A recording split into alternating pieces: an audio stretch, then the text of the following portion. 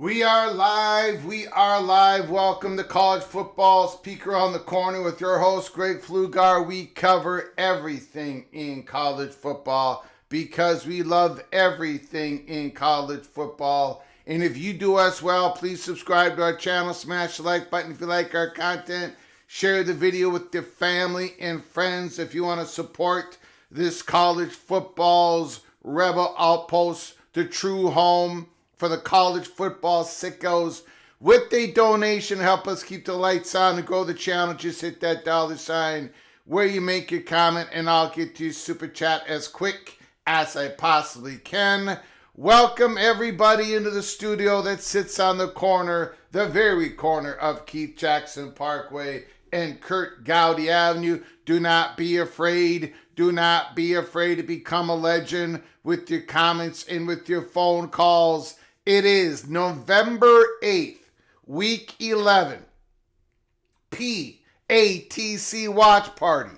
The number 7th ranked team in the nation, the BYU Cougars, goes against the number 8 ranked team in the nation, the Texas Tech Red Raiders. BYU, Texas Tech.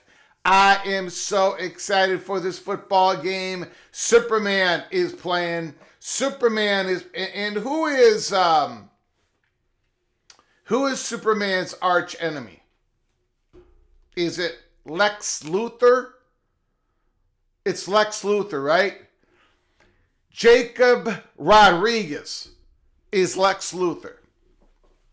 Jacob Lex Luthor Rodriguez. That is the game for today, watch party. And what is interesting is I'm not able to share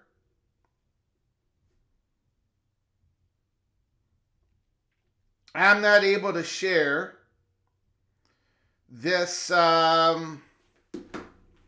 this live event. I can't get anything to work.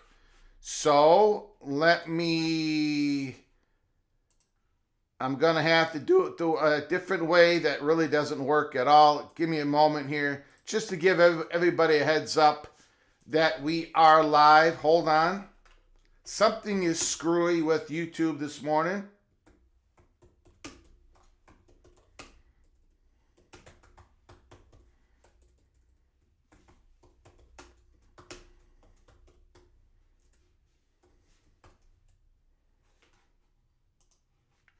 I apologize. Give me a moment.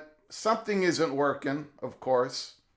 But there you go. At least I gave everybody a heads up on Twitter, on X. Okay, so first of all, we do have Superman will channel Ty Detmer. Thank you, Dave B, for coming on in. Don Scruggs, the Georgia Bulldogs. We are going to be keeping an eye on the Bulldog versus Bulldog game this morning. This noontime, excuse me. For those out in the East, it is going to be 12 o'clock noon at kickoff. Georgia versus Mississippi State. At Mississippi State. We're going to be keeping an eye on that game. The secondary game, to at least begin with, is Indiana at Penn State. That's going to be our secondary game. If that game goes pear-shaped, if the Hoosiers start crushing the Nittany Lions, then we'll look at Georgia and Mississippi State as our secondary game. But we are going to keep an eye on all the games that are going on through the first window of college football on November 8th. Thank you, Don Scruggs, for coming on in. John Teal, thank you so very much. El Woodett, Gold Nose, what's up, Greg? What is up is a lot of college football drama on this Saturday. My prof, I want chaos. I think you're going to get what you want, my prof. You don't always get what you want, but sometimes you'll get what you need, prof. And I think you're going to get it. Don't be afraid to be a legend. Don Scruggs, James Foster is in the house. Thank you all for all coming on in. Okay, there is some news coming out for these morning games here. noon Eastern games. Pete Thamel, BYU, is expected to start Joe Phillips at wide receiver today. He's returning from having not played since September 6th against Stanford. His return gives Superman BYU Bear Bachmeier a deep threat, because Roberts and Kingston, no question about it, are possession receivers, and they're very, very good at it. Very, very, very good at it. I love Chase Roberts. But now, Joe Phillips is back in the fold. And just another thing for the Texas Tech Red Raiders defense to think about. Joe Phillips is back. We also have news. Indiana All-American Indiana linebacker Aiden Fisher will return to the lineup today at Penn State and start for the Hoosiers. Elijah Surratt will be a game-time decision, as he left the Maryland game with a hamstring injury. There is reports that Surratt has been warming up, so he is dressed. I don't know if he's going to play. We're going to find that out together. Or if anybody has that information, you can let us know in the chat room. Keep your head on a swivel. Let us know what is going on in college football throughout the country as we do this watch party here. Just a full of drama, man. BYU, Texas Tech. And are we going to see chaos today? Are we going to see chaos today? Are we? I think we might. I think we might be seeing something that is going to be very not expected. So far, last night, USC defeated Northwestern 38-17. So the PATC Einsteins covered, and Greg the Cooler, soon to be Greg the Gold, covered. We both got that game, USC. Indiana and Penn State, we both have Indiana. The Texas Tech BYU game, I've got the Red Raiders. You all took BYU in a landslide. Over 70% of the votes took the BYU Cougars. Holy smokes. Holy smokes. I don't know, man. I think the Red Raiders are... I think they... If the Red Baron... If Baron Morton is healthy enough, if he stays healthy enough, I think the Red Raiders can make a run for the whole thing. For the whole thing. That's how impressed I am with Cameron Dickey. That's how impressed I am with Lee Hunter and Bailey and Rodriguez.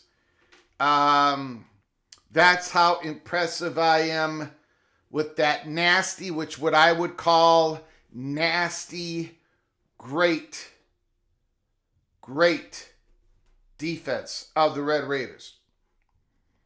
You know, I look across college football and there, like, for example, I'm going to give you guys an example. I think this game. Let me show you a game that I'm going to be looking at. Again, this is 2:30 Central Time, Eastern Time, 3:30 Eastern Time. Missouri and Texas A&M. Now, Missouri's starting a quarterback. I think it's going to be his first start. Okay. Look, I predicted Texas A&M to cover this game. But the more I look at the Texas A&M Aggies, the more I look at this team,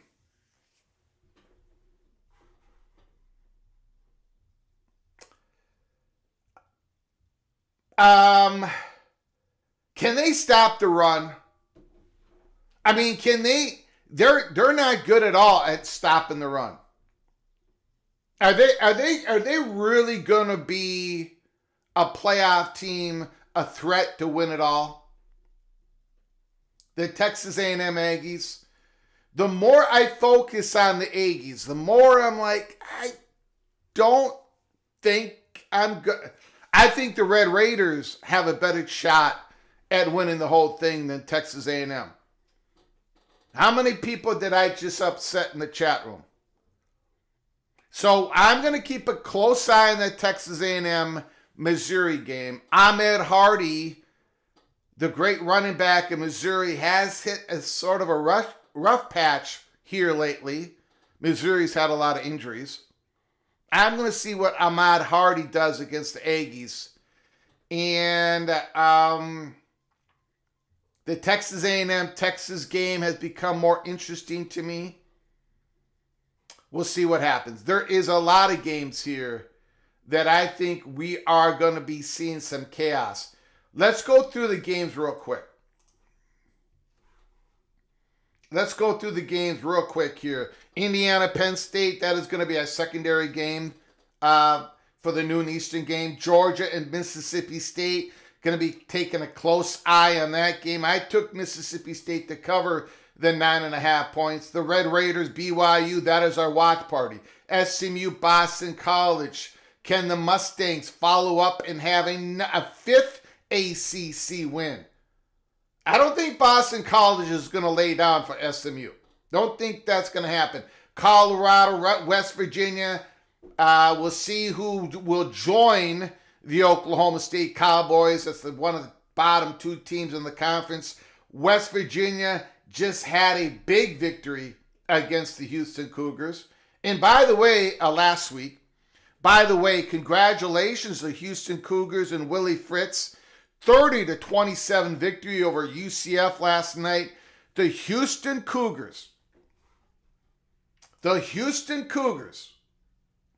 By the way, I'm going to show it. I'll show how wrong I was. But I did say that Houston was going to be an improved team this year.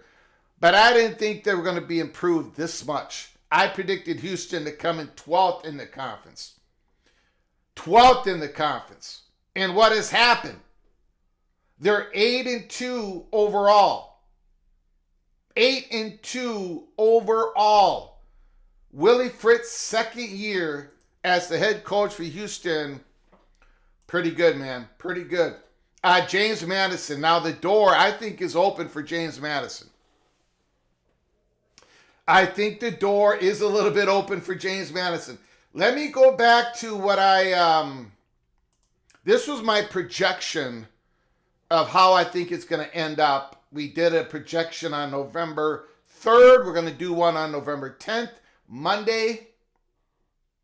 A re-advised, an updated projection. I had Memphis and James Madison, right? Memphis with the edge for the 12th seed, and Memphis lost last night to Tulane, 38-32. So, James Madison, this game against Marshall, on the road. Madison has they do have a shot at this. There is a world in which the Sun Belt Conference champion James Madison gets the 12th spot over the American champion. It could happen. It very well could happen. I'm not quite saying that James Madison is going to be, I don't think they're going to be considered the chalk yet, although I think there's going to be more chaos in the American. That's why I've got James Madison where I have them. But I think the consensus still isn't going to have James Madison. I don't think the playoff selection committee is going to be coming out this Tuesday night and putting James Madison at number 12. I don't know who they're going to do that with. Maybe North Texas. I don't know. Maybe South Florida. Probably South Florida.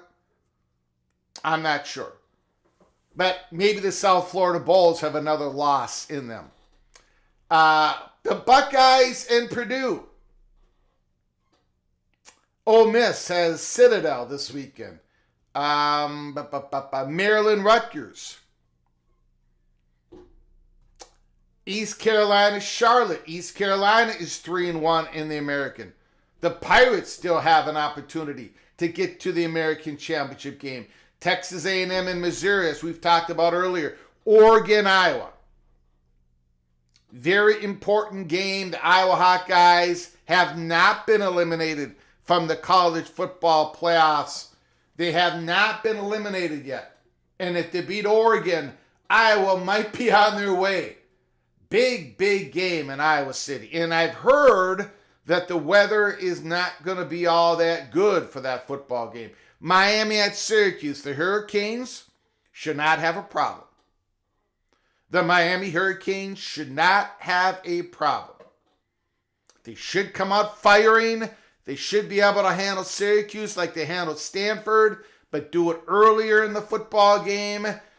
Miami should get itself right a little bit.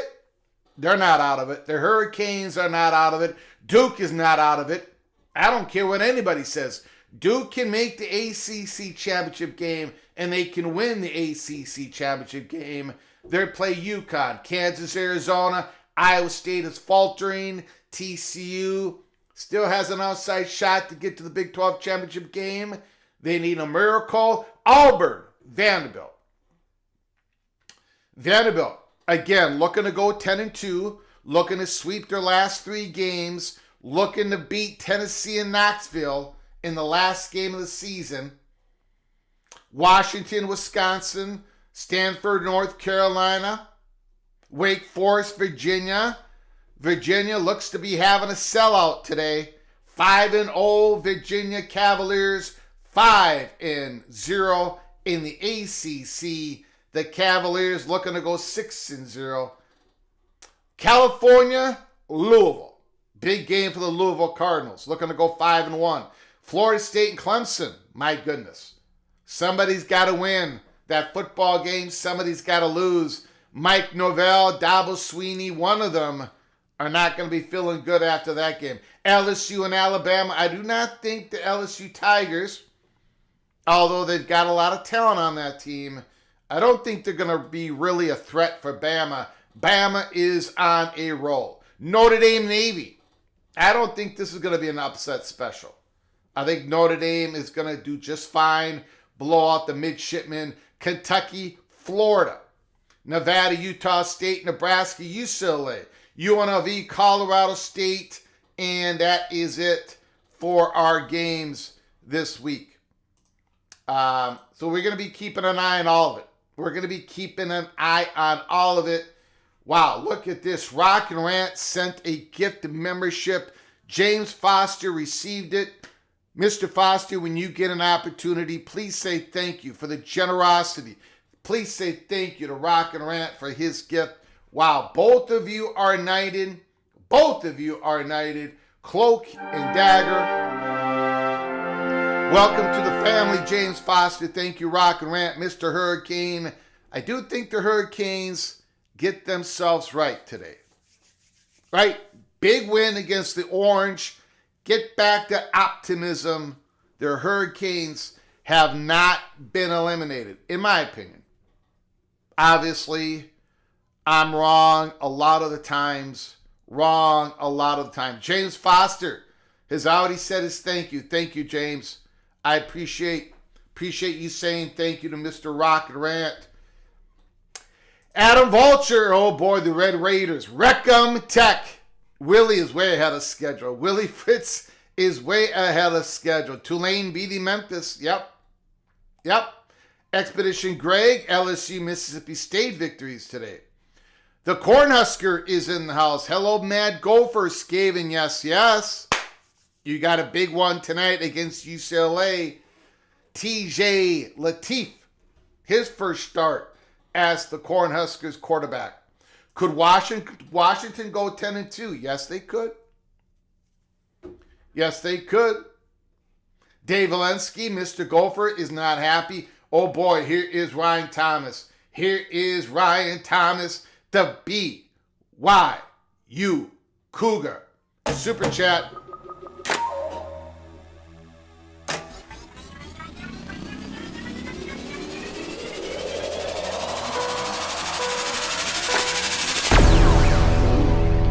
Mr. Ryan Thomas, if BYU wins, you have to sing the BYU fight song. BYU has the greatest weapon ever against the Red Raiders. The frozen tundra of Greg the Cooler curse and the PATC Einstein genius curse. That and our defense have me feeling good. Ryan Thomas has been promising all year long that he was going to put down a very generous super chat, and he has, no question about it. Ryan Thomas has promised his BYU Cougar fans that he was going to put this in here and that I'm going to have to accept it, of course. So if the BYU Cougars win, if the BYU Cougars go down to Lubbock, Texas, and they upset the Red Raiders, yours truly, with the worst voice in all of college football YouTube, I'm going to sing the BYU fight song, and I haven't, and I'm probably going to have to do it tomorrow in the Aftermath show, and I haven't practiced it once. So I got to get warmed up. I got to get the golden voice, the golden vocal cords all warmed up. Thank you, Ryan Thomas. Thank you for your incredible generosity and for your friendship. The deal's on. If BYU wins on the road, I will sing the BYU fight song tomorrow, Aftermath show. Thank you, Ryan Thomas. Appreciate it. Wow. Ryan Thomas has been promising that all year, and he has pulled the trigger. Ryan Thomas has pulled the trigger. It looks like BYU is kicking it. No, I'm sorry. Texas Tech is kicking it off. The BYU starts off with the football. Dave Valensky, super chat. Best Gopher bye week ever.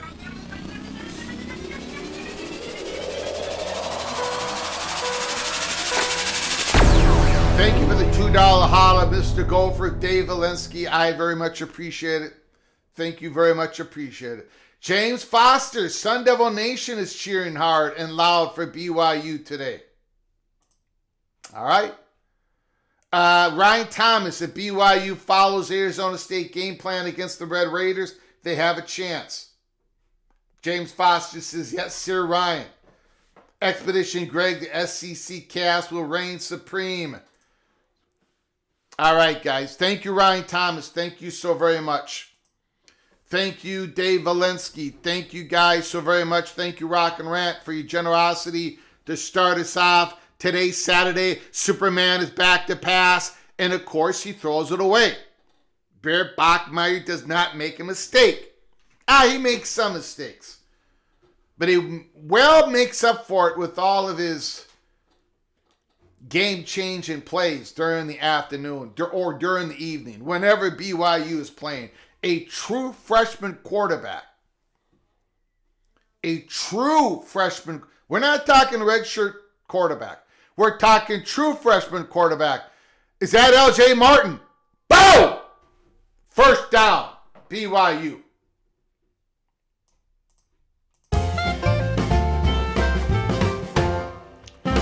Okay, I got to get organized. I apologize. I'm too hyped up for these football games. I got to be more professional. I do not even have...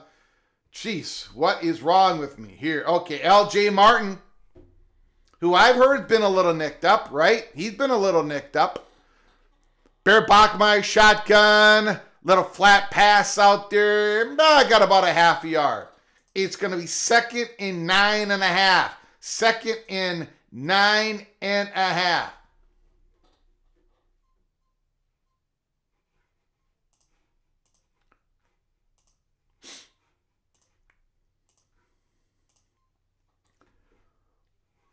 Expedition Greg is watching the Georgia game. Let's go Mississippi State. Here we go. 2nd and 9.5, BYU. We got a shotgun. We got bunch left up. Man in motion. Nope. Now he gets the handoff.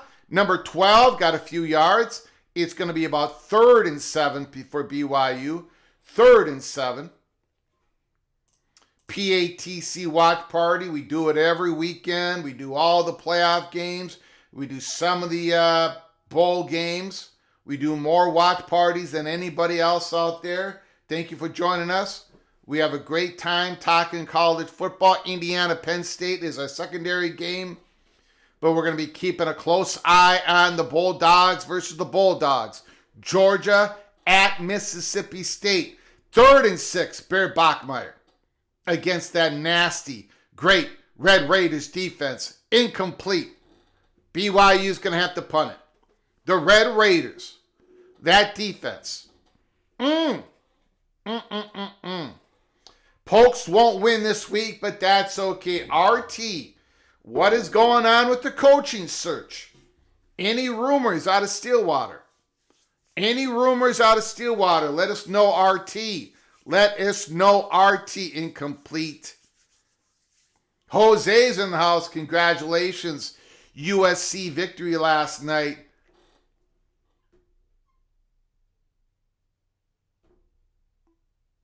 Maeva. Jordan Maeva, the Trojan quarterback, throws an interception. Great play by Northwestern's defensive end. The defensive tackle, maybe. The defensive lineman, let's just put it that way. Northwestern defensive lineman, number 90, he drops back into coverage at the last moment. Maeva throws an interception. He gets the interception. He's rumbling, bumbling, tumbling down to the end zone. And Maeva tackles him at the 1.5 yard line. Forces the ball out of the hands of the Northwestern defensive player. And it goes through the end zone. Touchback. The next play, Maeva hits, I want to say Lemon, but I'm probably wrong. 55-yard pass play. USC scores a touchdown in the next couple of plays. It could have been a 21-14 Northwestern lead.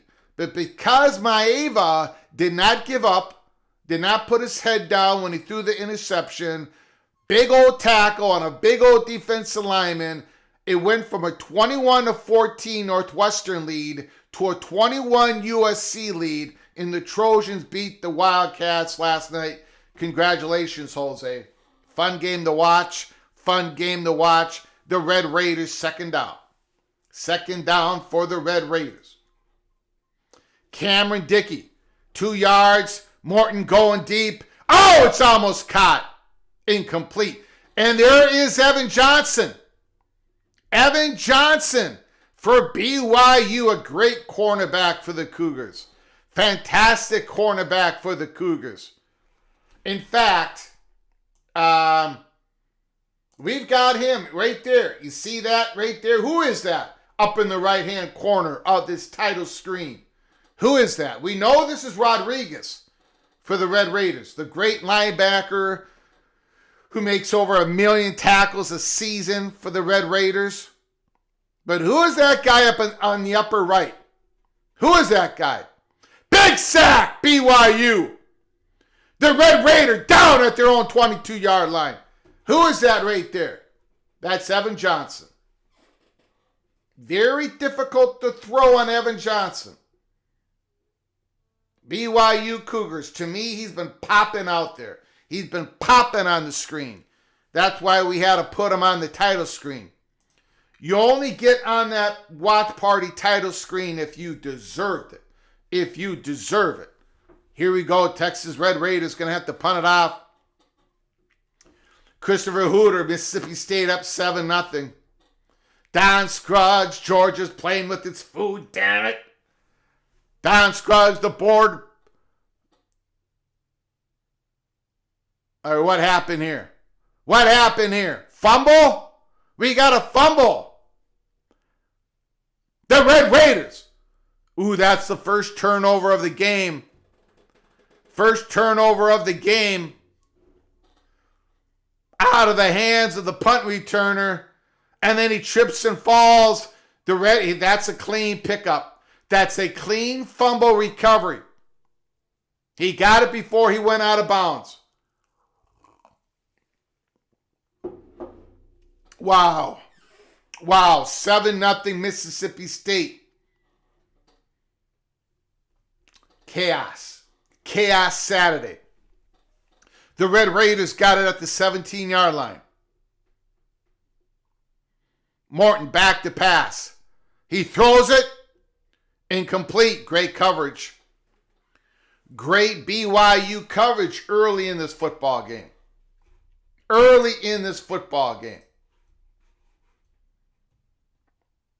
Morton has started out 0-2. He was sacked for 14 yards. On the first possession, 2nd down and 10. Penn State has a first down. The Nittany Lions at home, looking to salvage some part of the season to beat the Hoosiers at home. Morton hands it off. Going to be a couple yards. Couple yards down at the 15-yard line. It's going to be about 3rd and 8. Jacoby Williams, RB2 for the Red Raiders, gets a couple of yards. 3rd and 8.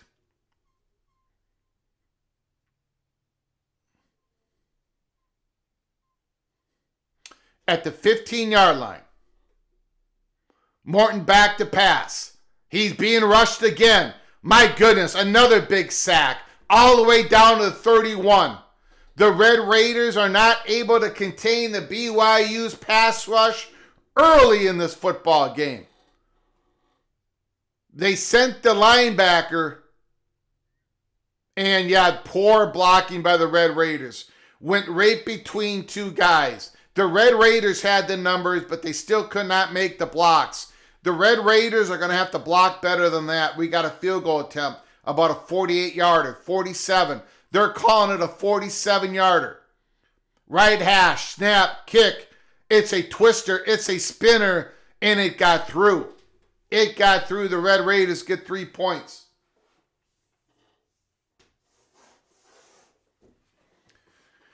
Red Raiders get 3 off the turnover.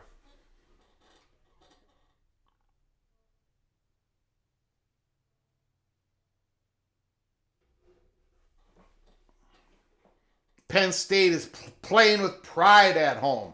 Indiana might be in trouble. I agree with the first part. Penn State is playing, with pride. I'm not going to say Indiana's in trouble until at least the middle of the third quarter. Because Indiana has this way of dominating about 15 minutes of play and getting up 28 points up on you. Katron Allen with another great run for Penn State, another first down.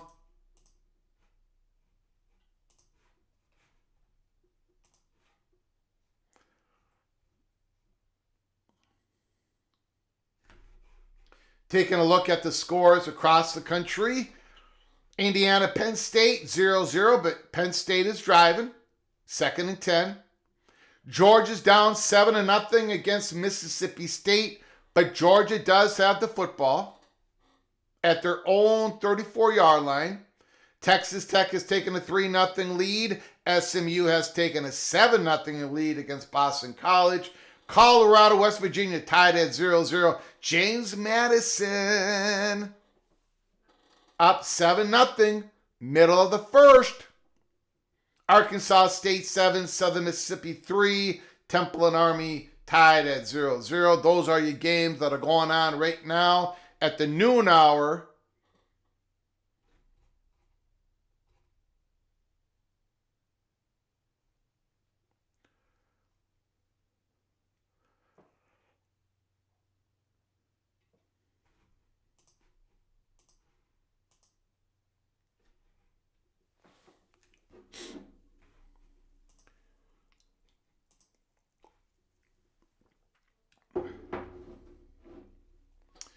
4th and 12 for Penn State.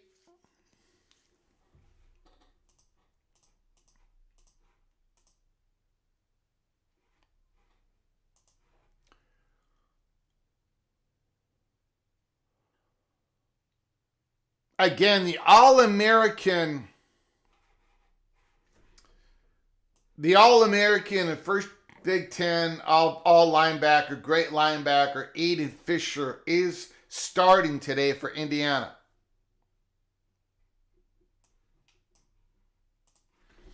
What game are we talking about, Mr. Monkey says? BYU, Texas Tech? I took the Red Raiders to cover. The PATC Einsteins took BYU at 70%. 70% of the Einsteins took BYU. Indiana, Penn State, I took Indiana. Georgia, Mississippi State, I took Mississippi State. Mississippi State has been playing pretty tough ball. They've been playing pretty good. I know they're 1-4 in the Southeastern Conference. They've been playing pretty good football this year. Mississippi State plays the Minnesota Golden Gophers next year. We're going to be doing a watch party on that, so buckle up. Brace for impact. So schedule it out. A year, 10 months from now. BYU runs it off. Second down and 3 maybe. Second down and 3.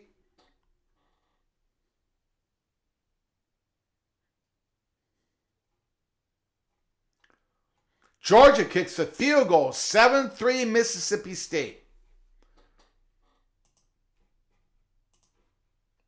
Indiana will have the ball. First down and 10 deep in their own territory. BYU 2nd and 3 shotgun. Barrett Bachmeier hands it off. LJ Martin. He gets a first down. The BYU Cougars first down.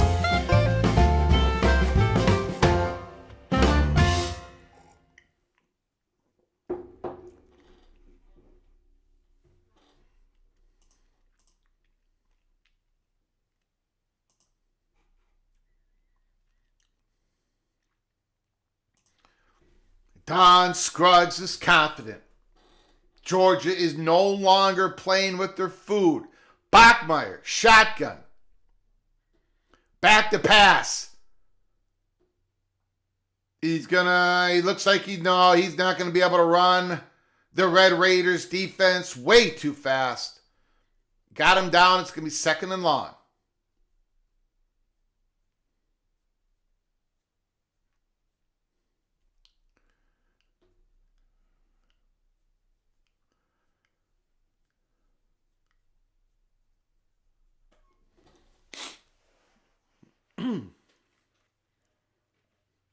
Again, I'm going to be about 10, 12 seconds behind you guys or more on the Penn State game. So when I make a comment on Penn State, Indiana, I may be way behind you. Hopefully that doesn't bother you too much. You go ahead and put down comments in the comment section, in the chat room in real time. Do not hesitate. You see something, you want to react to it, put it down. 3rd and 3. Barry Bachmeier.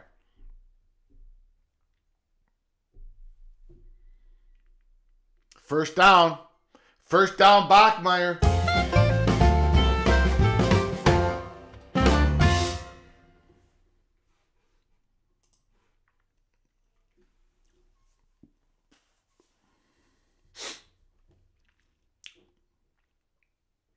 It's going to be 3rd and 5 for Indiana.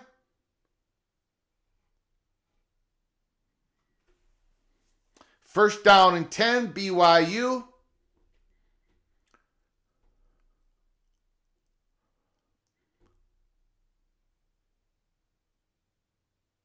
Wow. The Red Raiders had that all blown up, but there was a flag.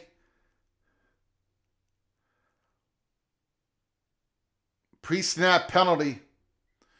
Pre-snap penalty on BYU.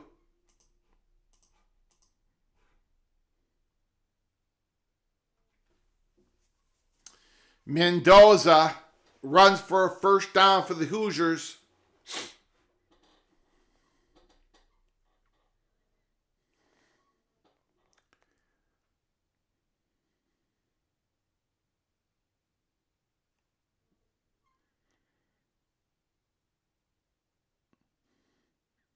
Bachmeier hands it off to LJ Martin.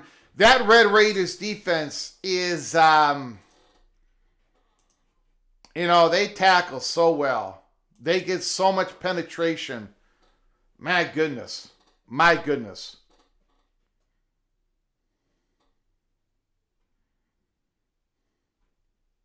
Georgia needs some style points. Kenneth Maynor and Don Scruggs says style points. Have you seen Gunner, a.k.a. Stump, shoot a bow?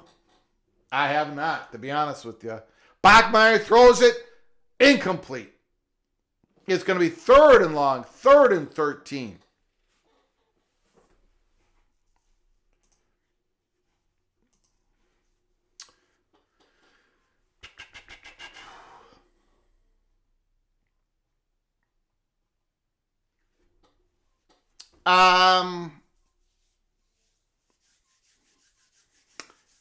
Kalon Black has not been able to get much going here.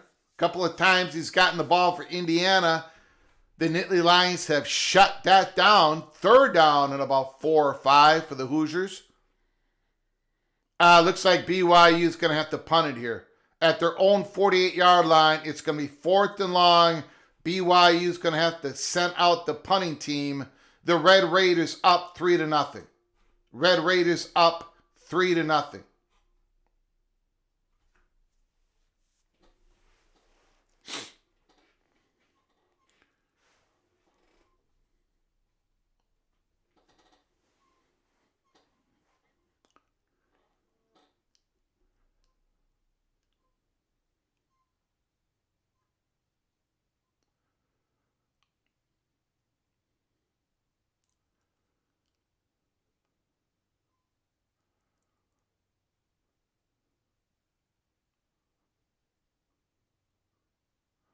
Was he out of bounds?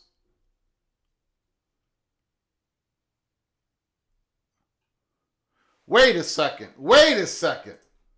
I feel like I'm losing my mind. The Indiana game. Everybody in the world blind. Please, Lord, give me a sign, a sign. I feel like I'm losing my mind. I don't think he was out of bounds. I think that's a completion for Indiana. Please, Lord, give me a... They called him out of bounds. He had the ball. I think his feet were in. I think Indiana just got a first down. They're calling it 4th and 4 right now.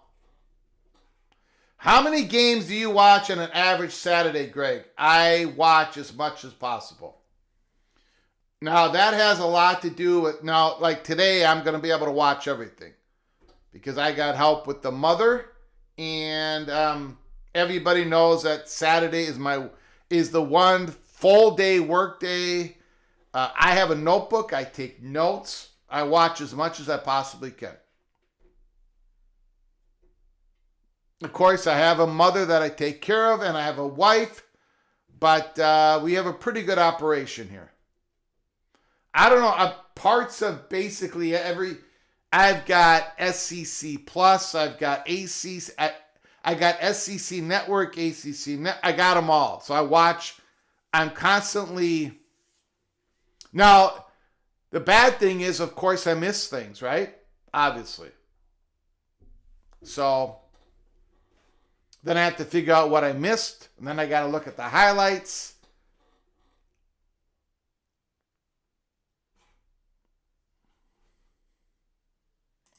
I think you are correct, Studzilla. I think you are correct.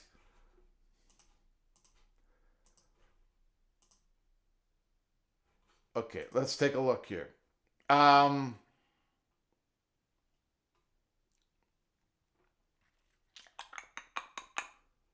I think that's a first down for Indiana. Did I miss something on that? I don't think the receiver bobbled the ball. I think his feet were in. I think he might have had 2 feet in. I do not know how that was incomplete. I think that is the first missed call of the day for the referees. I'm guessing they're reviewing it right now, but it's been commercial.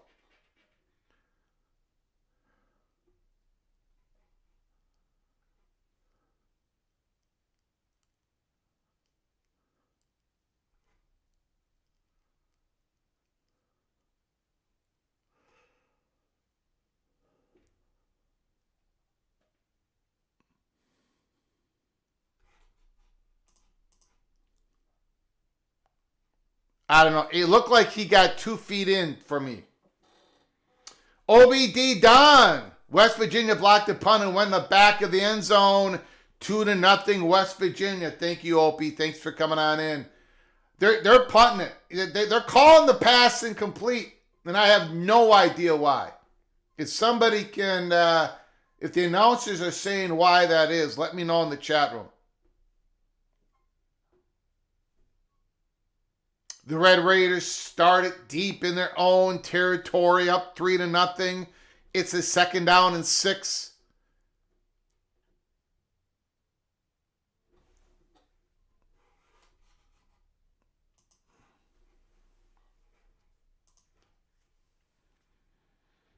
I like Cameron Dickey's patience on that. Very good patient run. First down, Red Raiders.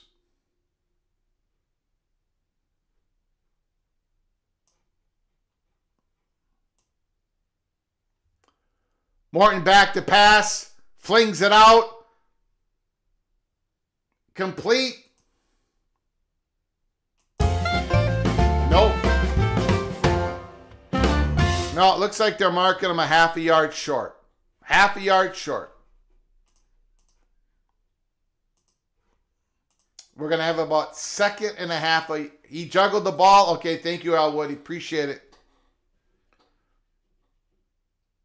Thank you for letting me know, because I had no idea. It looks like his feet were in.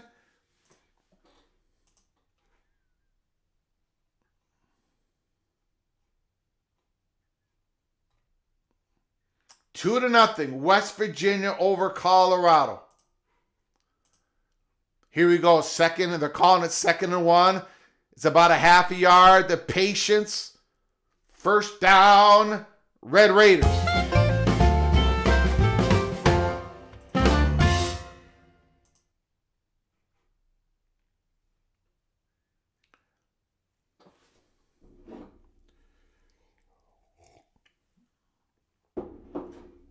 Another handoff, another run for about 5 yards.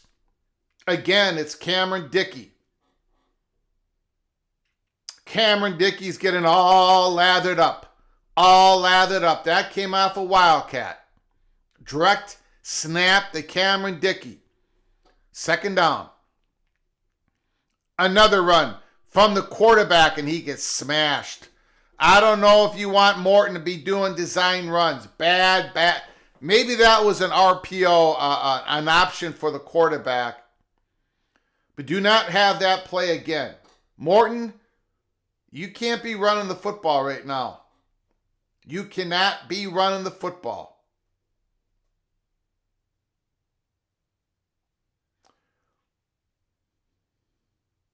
Shotgun.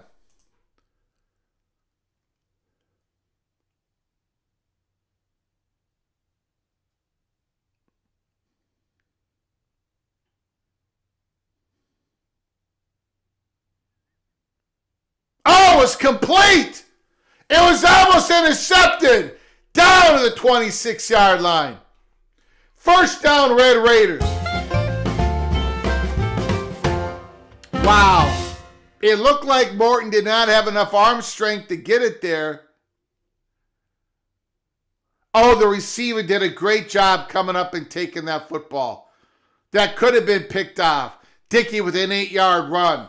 The Red Raiders are driving. The Red Raiders are driving.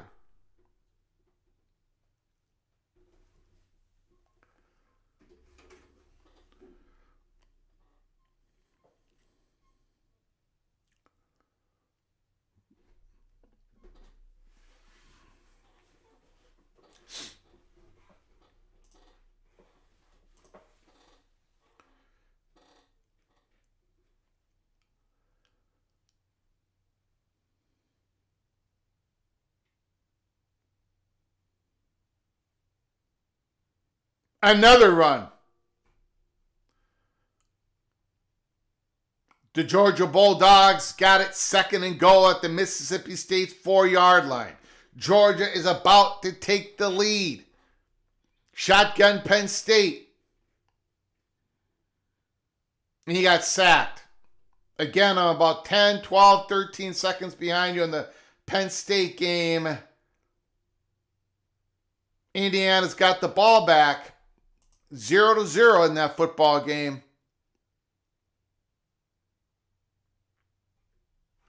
Wow. Wow. Cameron Dickey has carried the ball 8 times in the first quarter for 34 yards.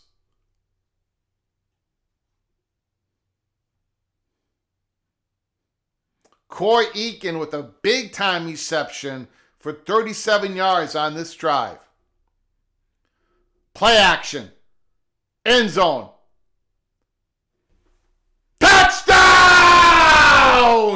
Touchdown! What a throw! To Douglas. There's a flag. There's a flag. Touchdown! There's a flag. Morton to Douglas. Touchdown. Red Raiders.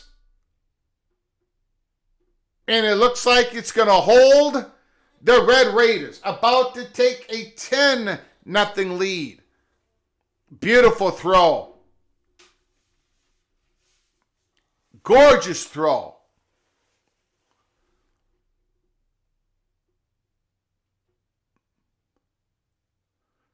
That left foot. The left foot got in first.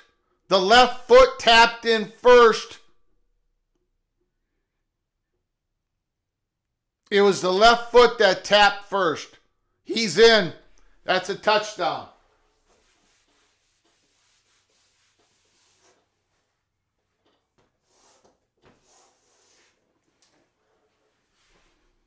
Holy smokes. Holy smokes. Again, we talked about it. Pre-game. I happen to think this Red Raider team is for real. I think they can win the national championship. I'm not predicting they can win the national championship, but I'm not predicting that. And I'm most likely not going to predict it at the beginning of the playoffs, but they are a threat to win it. They're not a joke. They're not a team that's just having a good season. They are the real deal Holyfield, in my opinion.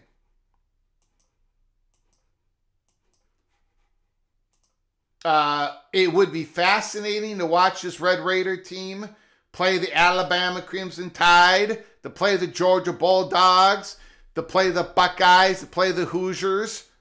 And I think we might be able to see that.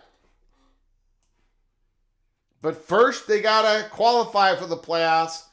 They're going to have to beat BYU here, most likely, or in the Big 12 championship game. And right now, they're up 10-0.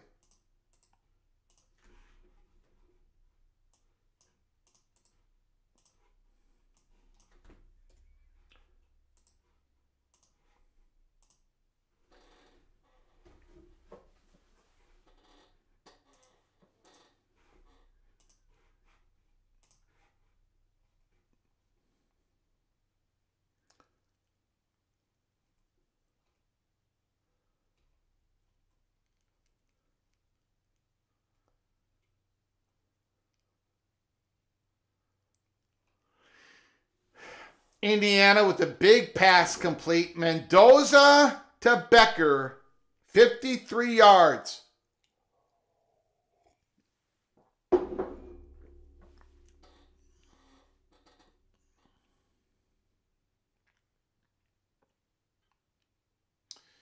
Did you see that throw by Mendoza? I mean, that is why he still remains as one of the top 3 in our Heisman race. Mendoza, Simpson, and Sand. We've had the same top 3 for the last 3 weeks. Who fumbled that ball for Georgia?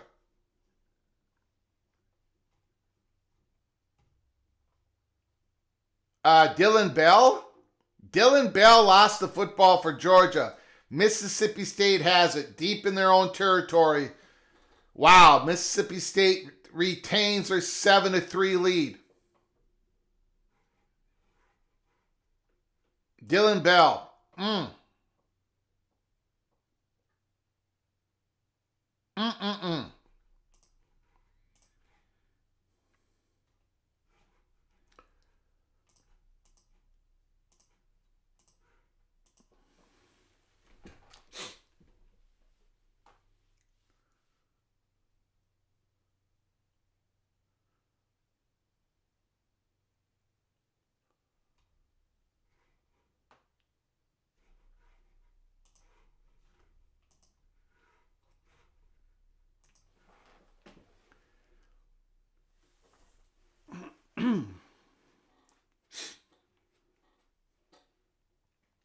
Texas Tech up 10-0, BYU. That's our watch party for today. Secondary game, Indiana, Penn State, and Georgia and Mississippi State we're keeping a close eye on. SMU's up 10-0 over Boston College. West Virginia up 9-0 over Colorado. James Madison up 7-0 over Marshall. Very important game, but Marshall does have the ball in the red zone.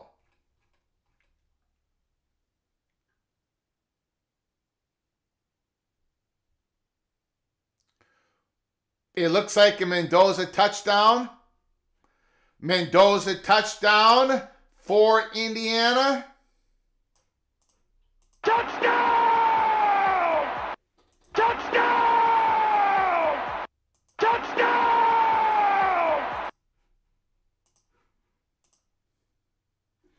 Mendoza with a great pass, elite pass, and then with an elite quarterback run from about 20 yards out. And that is why Mendoza is Mendoza. That is why Indiana is Indiana. Right there on that drive. Mendoza is special. Julian Sayin is special. Ty Simpson of Alabama is becoming special. Top 3 in the Heisman race. Indiana up 7-0. BYU. First down, running play, got a couple yards. Now, the Cougars are going to have to try to give Bear Bachmeier a little bit more time here. May have to go to max protection. Or Bachmeier is just going to have to get rid of the ball real quick, which he's very good at. Very good at.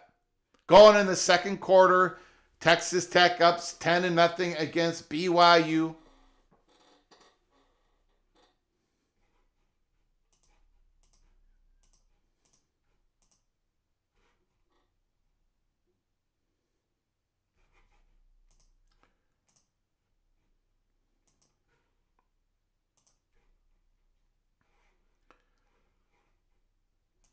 Don Scruggs, Georgia, has read this book many times. Yo!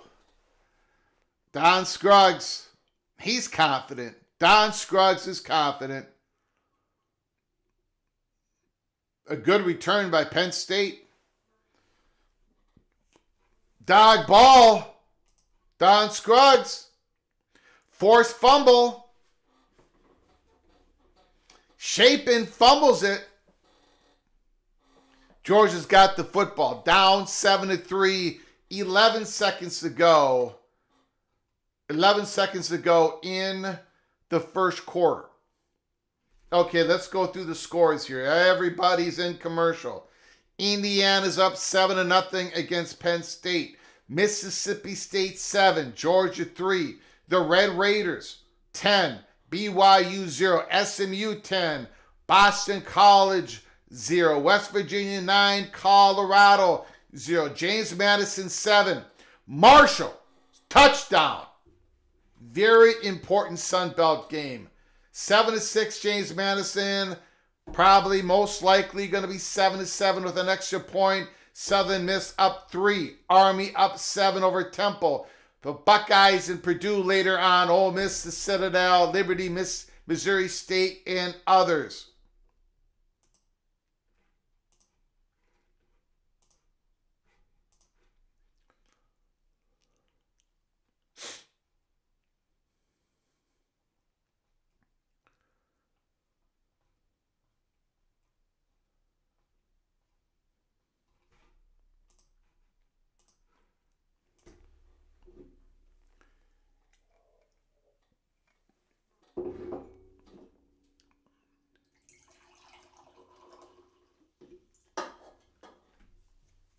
Third and 5.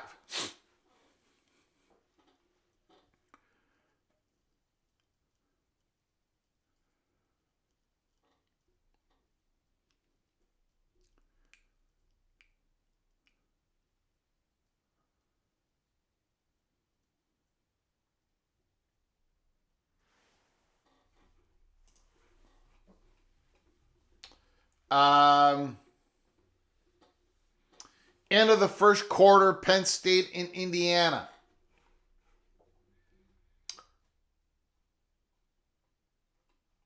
All of our games are at the end of the first quarter, commercial. Marshall missed the extra point, 7-6 James Madison. Okay, let's see if there's any reporting going on here. You know what I'm going to look up?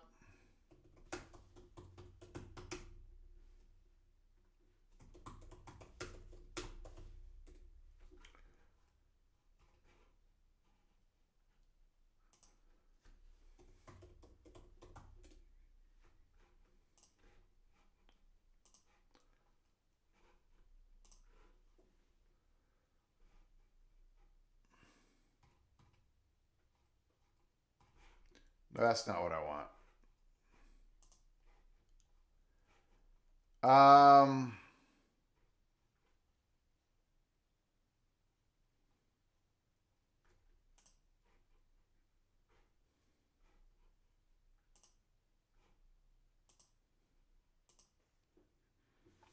Bear Bachmeier, complete! First down. Beautiful throw. Beautiful throw. First down, BYU.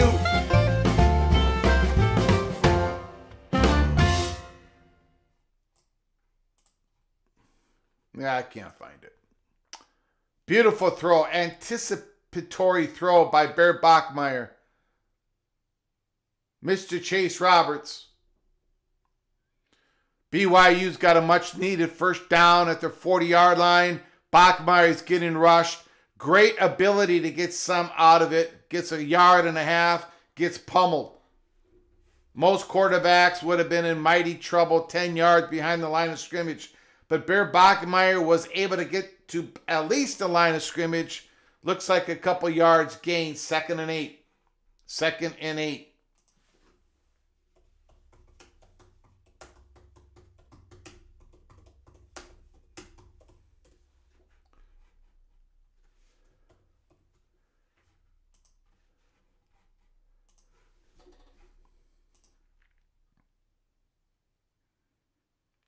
Pitch out to L.J. Martin. It's going to be about 3rd and 5. 3rd and 5.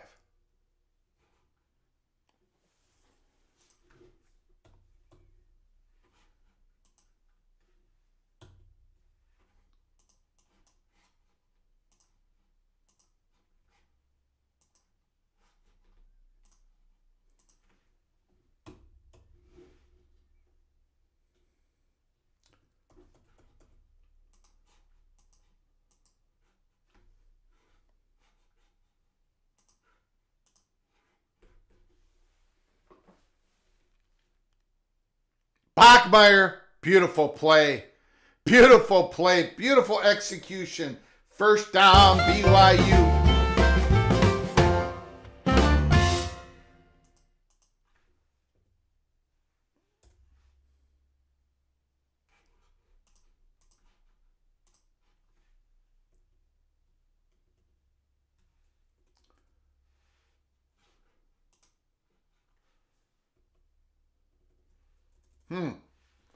Something wrong with my, man, this thing's weird today. LJ Martin gets a couple of yards. Ring those call bells loud and proud. Georgia has taken a 9-7 lead, touchdown. Extra point, 10-7 Georgia.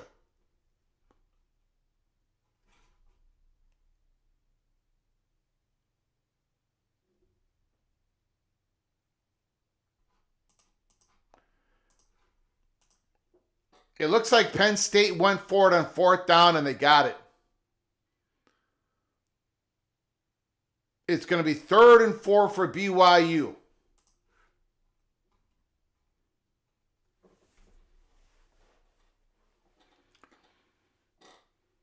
(10-7) Texas Tech.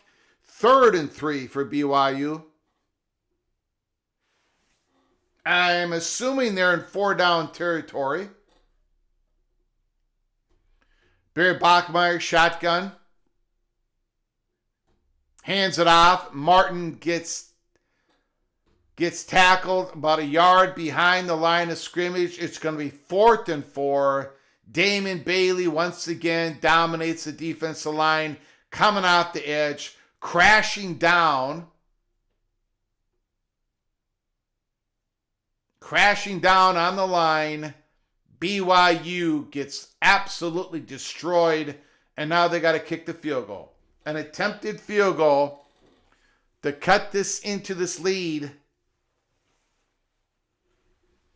Going to be a 44-yarder. The snap, the hold, the kick, and it's wide. It's no good. No good.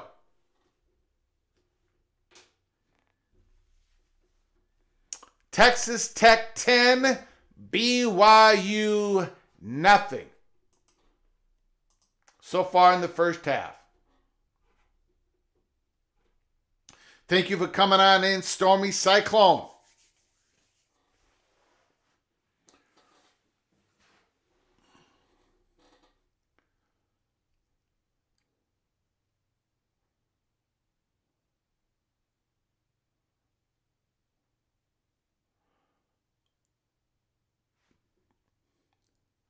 Beautiful play by Penn State. Beautiful throw by Penn State quarterback. My goodness. Down to Indiana's 11-yard line. Grunkenmeyer with a very good throw. Penn State is knocking on the door. Knocking on the door. Georgia's up 10-7 over Mississippi State. Indiana 7. Penn State 0. The Red Raiders up 10-0 on BYU. SMU up 10-0 on Boston College. West Virginia up 9-0 on Colorado.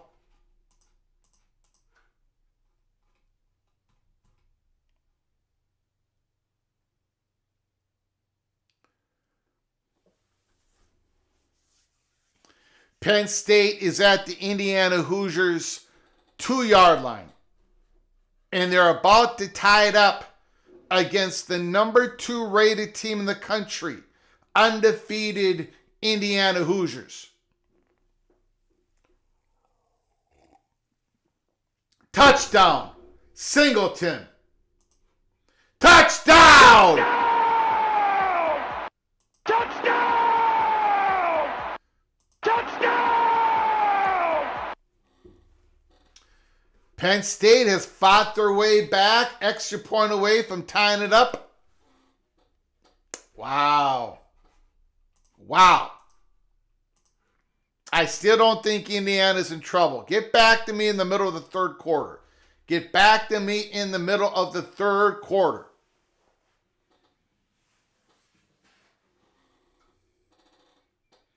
Greg, did you catch CFM last night? Very interesting. No, I did not. Let me know what was interesting about it. I'm sure it was. Just let me know what it was. I was watching Tulane, Memphis, and USC Northwestern.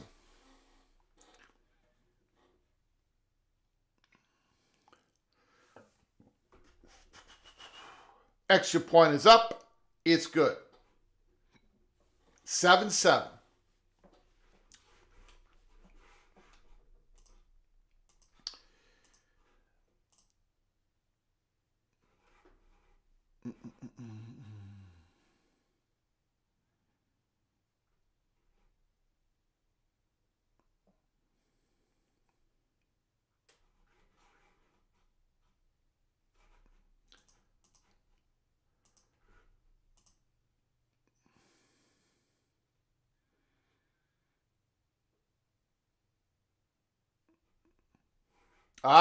Thank you, Stormy Cyclone. Moen talked about the Big Ten voting block from the Ohio State perspective. When I get a chance tomorrow, I'll take a look at it. Thank you, Stormy Cyclone, for the heads up. Red Raiders get about 1.5 yards on that first down play. It's going to be second and 8.5 yards. Michael Smith, that will give Penn State confidence in the crowd.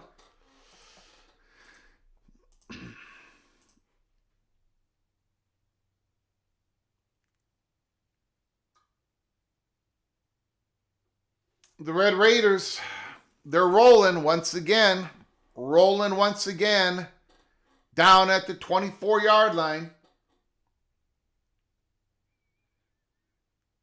Back to pass. Morton in and out of the hands.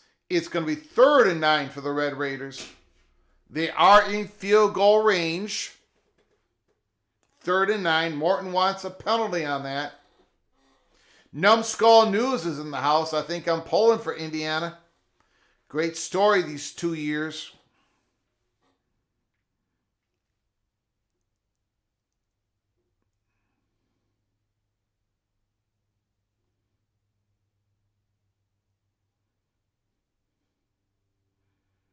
Morton back to pass. Pass complete. Jeez, Morton is throwing dimes out there today. Morton is making it very difficult for BYU. My goodness. First down. First down again.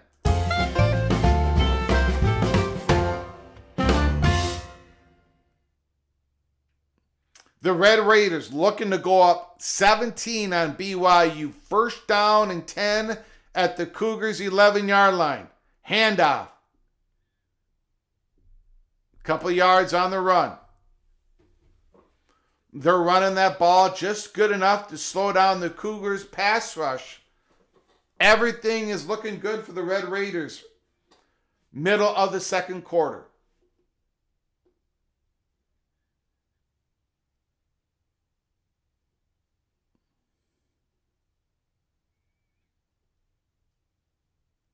Morton delivers. In and out of the hands. Incomplete. 3rd and 7.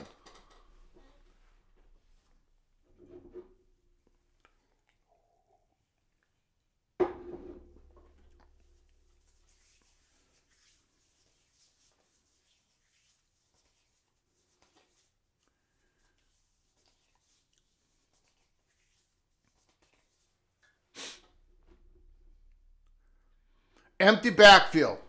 We got 5 wide receivers out. Empty backfield. Morton back to pass. Incomplete. No, we got a penalty here. Something happened. Maybe a timeout. A called timeout before the snap.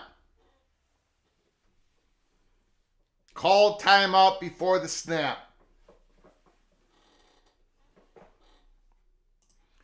And again, you know, it's not just about now, my opinion, of course, my opinion only. I could be dead wrong. But I think BYU Cougars, if they finish 11-2, and they get swept by Texas Tech, which I predict, and that is why my projections of November 3rd, I have Texas Tech actually getting the 4th spot. But I think an 11-2 BYU can make the playoffs. I got BYU slightly ahead of a 10-2 Vanderbilt. But of course, a lot of it could depend on whether, if BYU does get swept by the Red Raiders, are the games competitive? Are they blowouts? All of that is going to matter. So, if BYU does go down today, and this game is far from over, but if BYU goes down today, are they competitive, or are they do they get blown out? And if they get blown out, that does not eliminate BYU, but it does set up for that Big 12 championship game if it's BYU Texas Tech. I don't think BYU can afford to get blown out twice. My opinion only. I could be dead wrong. BYU might be in it.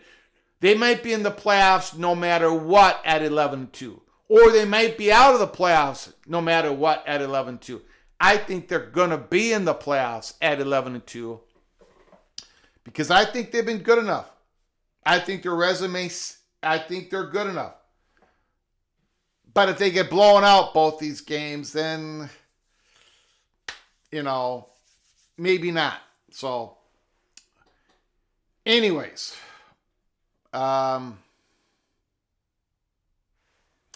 Indiana's going to have to punt it. 7-7.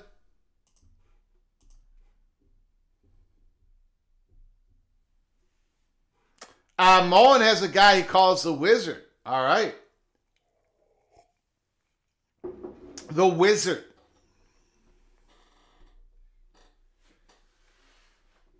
Oh, we got Holden on Penn State. I'm sorry. I should not have said that. My bad. I thought Indiana was going to have to punt it. Again, I'm 10, 12 seconds behind you on the Indiana-Penn State game. So I'm probably saying confusing things. My bad. It's 1st and 10, Indiana. Okay, here we go. 3rd and 7, Red Raiders. Baron Morton, 5 of 9, 73 yards. 3rd and 7. BYU needs a stop here. The Cougars need a stop.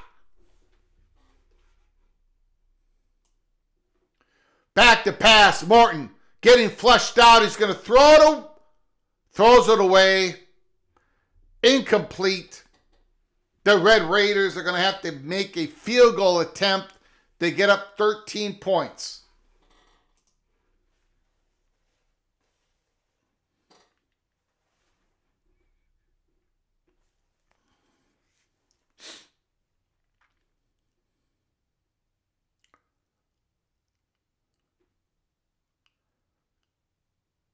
$27-yard attempt.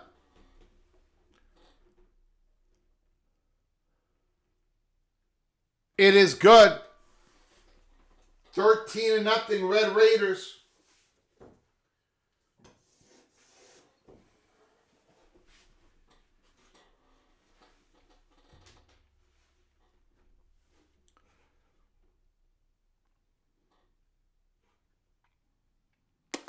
Indiana 2. It was 3rd and a country mile.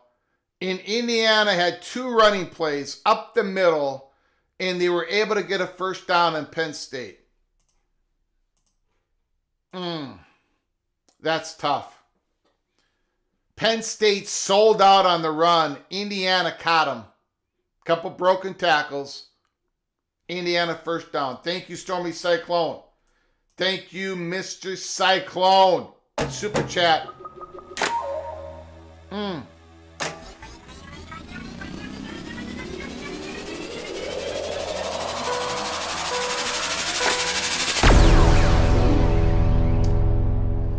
Super chat, Stormy Cyclone, $5 holla effort. Appreciate it. Thank you, Stormy Cyclone. I appreciate it. Yeah, these are long watch parties, but I love doing it. I love doing it. Thank you, Stormy Cyclone. Appreciate it. I appreciate everybody coming on in here, at least for a little bit, to check it out. A lot of people come in and out of the watch parties. Appreciate you spending any time with me on a college football Saturday. Thank you, Stormy Cyclone. We've got Indiana Penn State tied at 7-7. We've got Georgia Mississippi State. Georgia's up 10-7, but they're driving. The Red Raiders up 13-0 against BYU. SMU's up 10-0. West Virginia up 9-0. James Madison has now taken an 8-point lead against Marshall, up 14-6.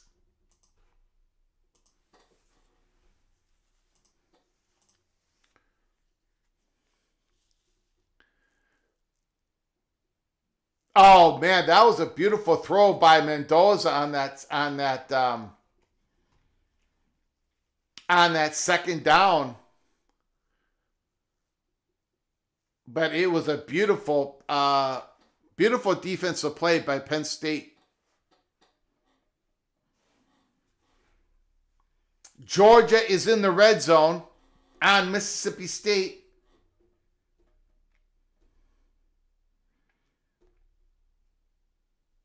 They gave the ball to Frazier. He ran for 9 yards. Give the ball to Frazier again. Give it to him again.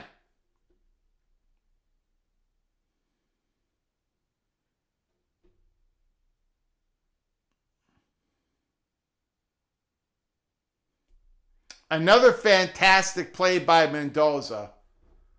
That guy is a great quarterback. If you haven't watched Fernando Mendoza for Indiana, man, my goodness. My goodness. He is absolutely fantastic. Expedition Greg getting ready for my Buckeyes. Stockton solidifies the Heisman today. Don Scruggs. He ain't giving up on Gunnar Stockton hoisting the Heisman Trophy.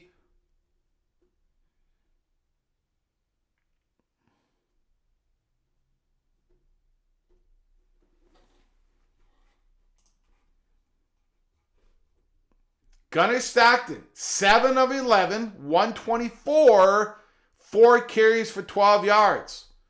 Gunnar Stockton is having another great afternoon for the Georgia Bulldogs.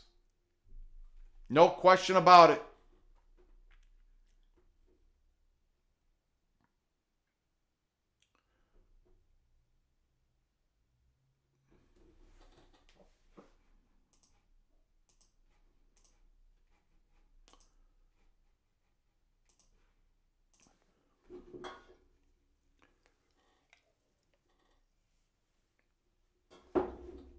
Again, Indiana is playing without their best wide receiver, Elijah Surratt,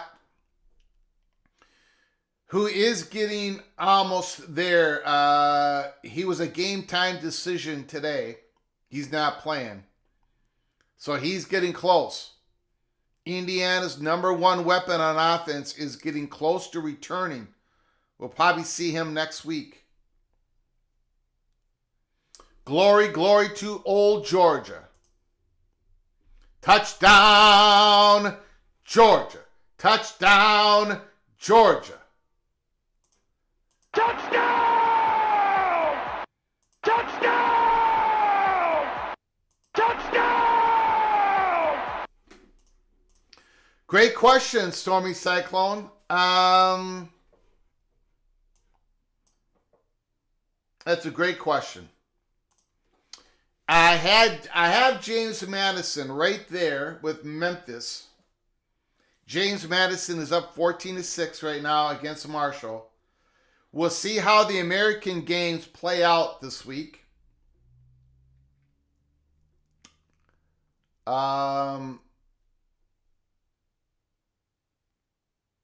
James Madison is going to be in the mix. They're not going to have the high quality, they're not going to have the high quality wins in comparison to the American champion. But James Madison has a very good loss.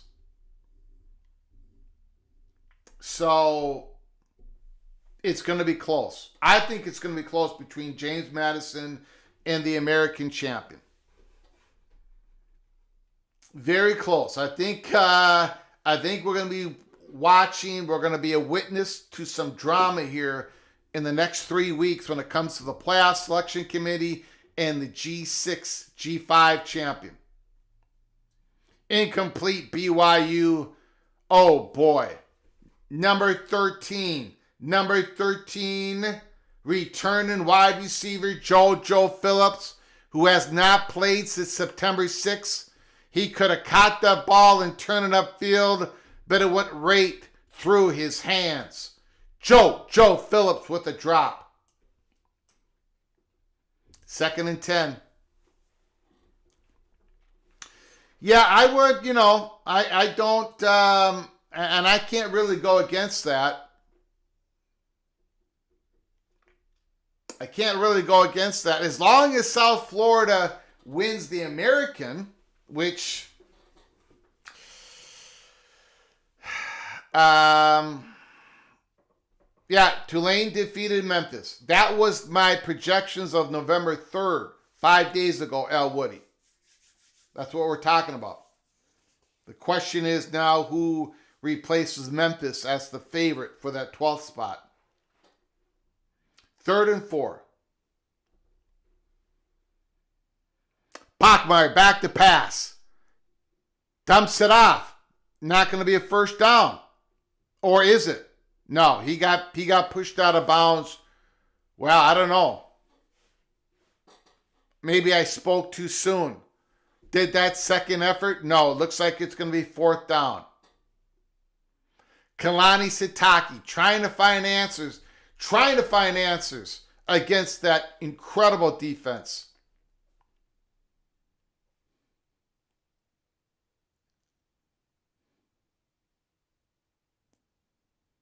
BYU is going to have to punt the ball again. 4 minutes in the first half. So far, the Red Raiders are pitching a shutout. Again at halftime, I'm going to be taking a 15 to 20 minute break. I hope to see you all back here for the second half. I appreciate you all joining us. If you haven't done it yet, please subscribe to our channel, smash the like button, and get yourself notified. Open up your notifications so when we come on live, you will get notified. PATC Watch Party.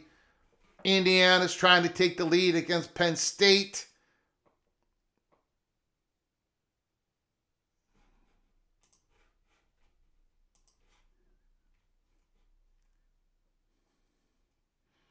Georgia's up 17-7 against Mississippi State. Texas Tech 13, BYU nothing, SMU 10, Boston College nothing. And I do believe Indiana's going to try to kick a field goal to take a 13. Oh, they did kick a field goal. My bad. 10-7, Indiana.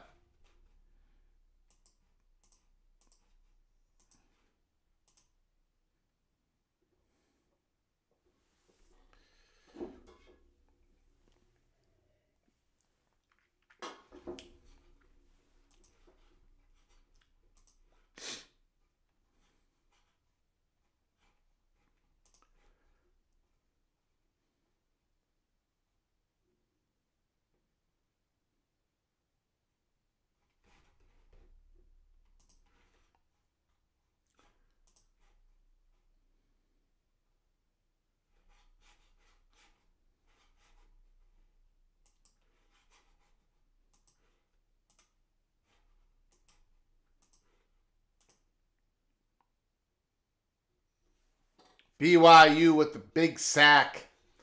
Paul Gill, thanks for coming on in. Greg, how many TVs are you watching? I'm watching 3 of them. 3 of them. And I'm behind on you guys. There's only one device that I have that is even, and that's our primary game, the Red Raiders and BYU. I might be a couple seconds behind you on that game. The other games I'm way behind you guys on. Likely Kenneth Maynard, likely the rematch between USF and North Texas in the championship game gets in. Probably. North Texas doesn't, I think North Texas is really likely to get into the American Championship game with one loss. USF still has to play at Navy. So we'll, that might be a tricky game for USF. What is your prediction on Iowa and Oregon? What is the weather? I heard that there could be bad weather in that game. If that weather goes pear-shaped, if there's a lot of rain and wind, it's going to favor Iowa. It's wet. Bachmeier rolling out. He gets thumped. Absolutely thumped.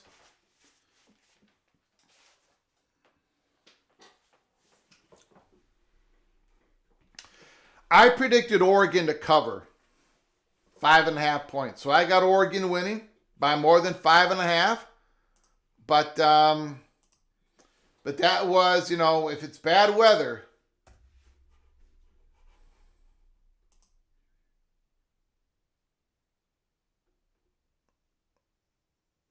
I see. I see what's going on here. Hold on. I've gotten a couple of DMs that I did not check out on here. Wow. I'm afraid to even say this.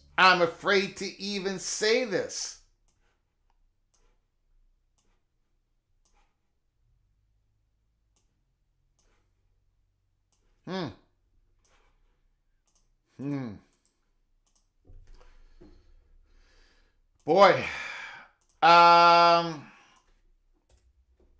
Because it's not about college football. It's about 3-Eye Atlas.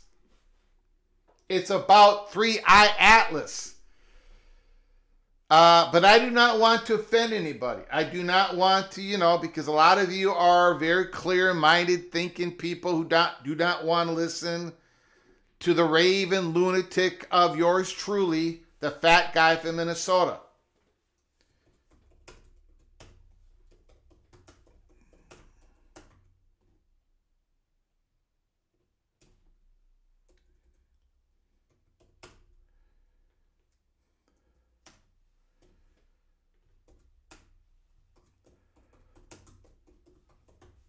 I'm gonna put it in your hands.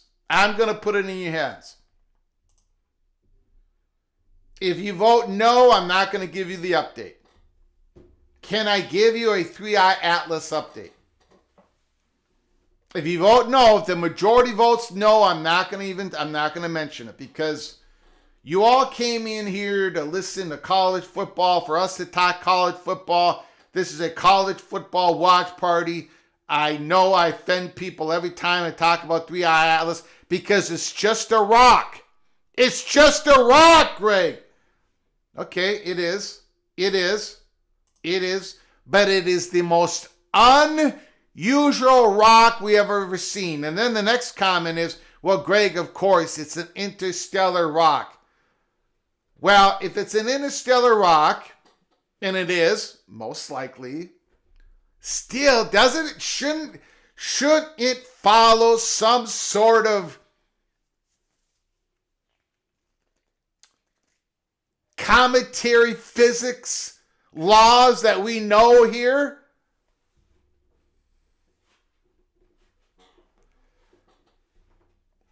Let's take a look at the vote. 82% says yes.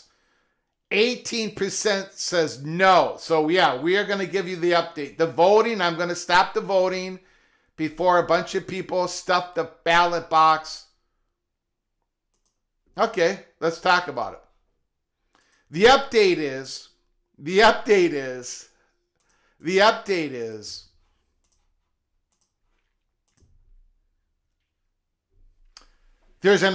anti-tail has shown up once again. The tail is in front of the rock once again, and it is moving away from the sun. There is no reason, no comment, there is no reason for the tail to be in front. They call it the anti-tail. There's no reason why the outgassing of this rock should be out in front of the rock, especially at this point. By the way, out of like 8,000 known comets flying around our solar system, which is not interstellar, about 4 of them have ever shown anti-tail, and about half of those were because of our positioning. We knew that we were getting a false image. These are not false images.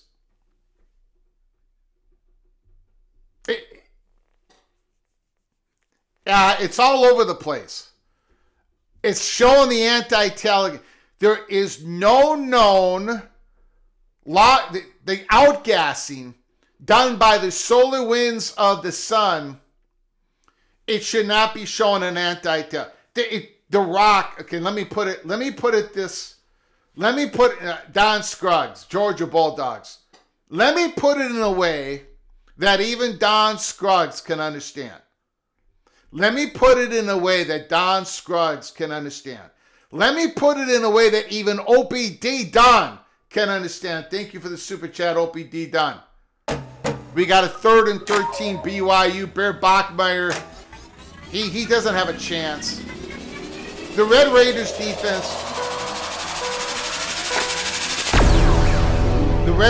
defense, they are a threat to win it all. Super chat, OPD Don, $25 holler. I'm here for the informational purposes only. Definitely not entertainment purposes only. I can tell you that. Thank you, Opie. Thank you for your incredible generosity.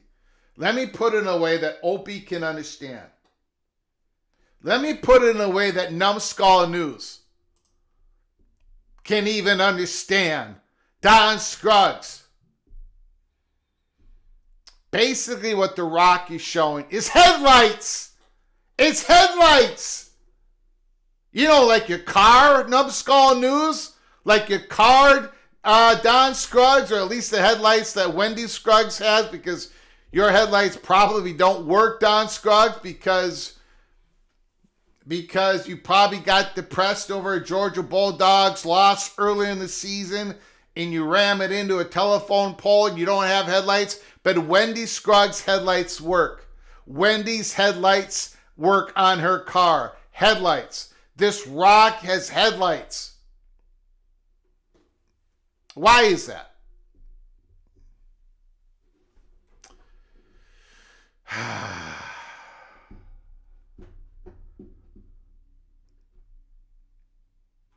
Minnesota is playing Mississippi State on 3i Atlas next year. Game will be sponsored by DraftKings. Headlight, silly. Hey, look.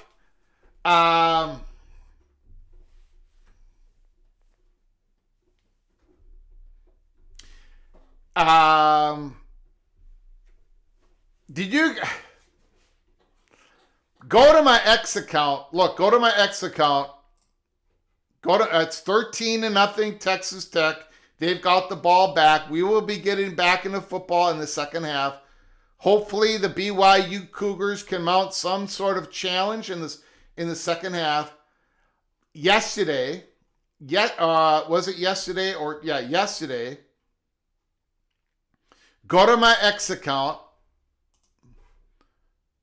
Big sack by BYU. I went through all of the anomalies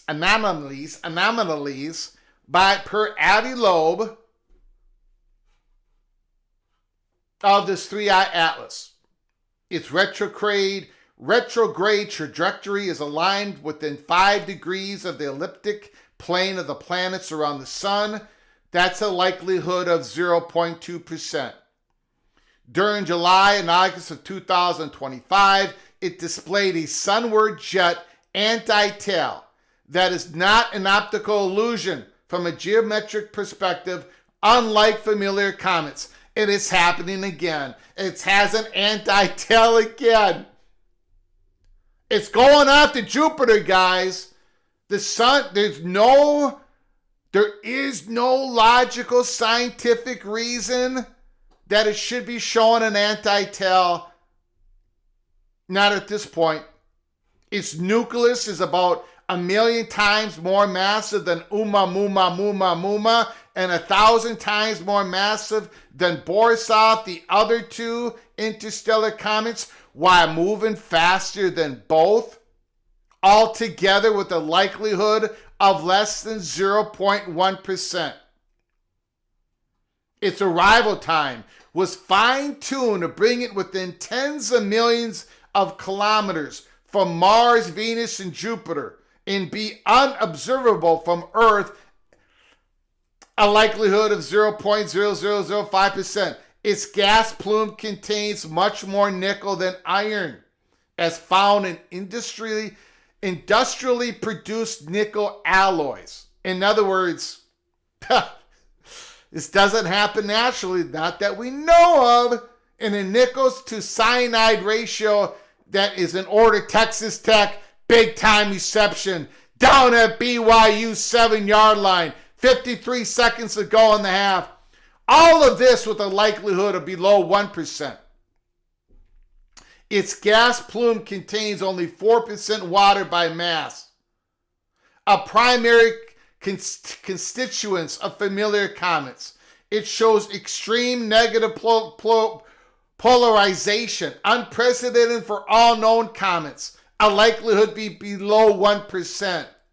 It arrived from a direction that coincides with the radio wow signal back in the 1970s. Go check it out. Google that. Ohio State, the University of Ohio State, within 9 degrees, a likelihood of 0.6%.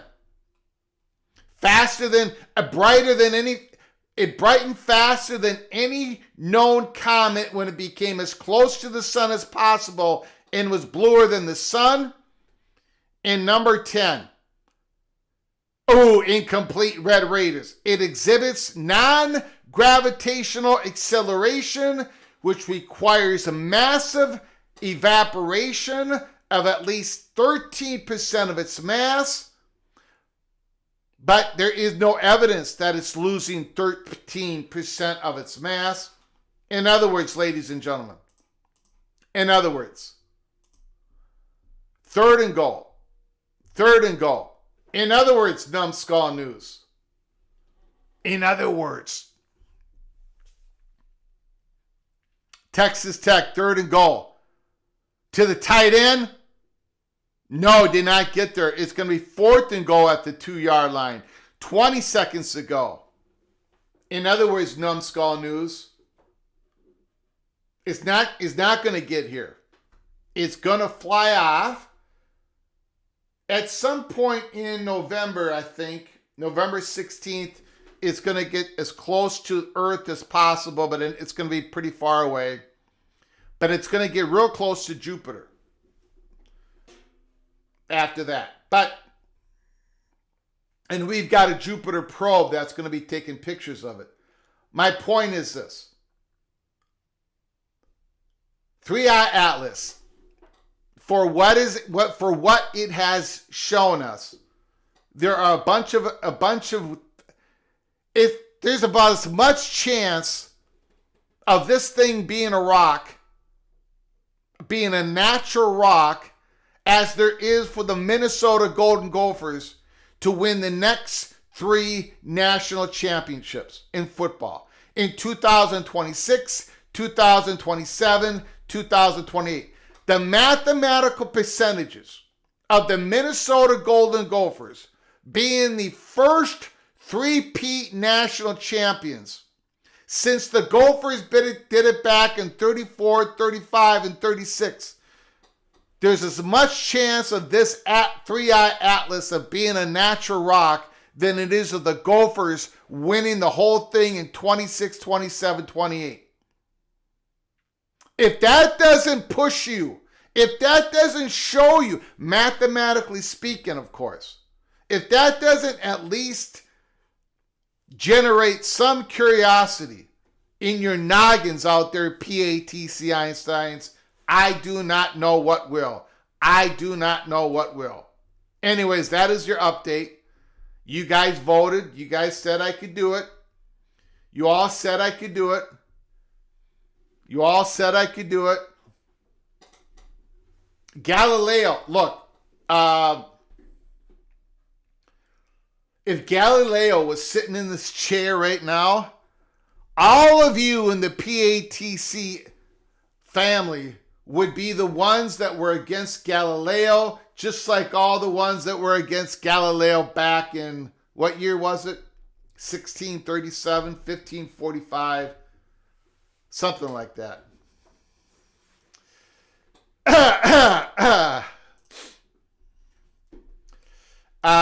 Well, that's a good question, Opie. That's a very good question. They better take pictures and they better release them. Empty backfield. The Red Raiders are going for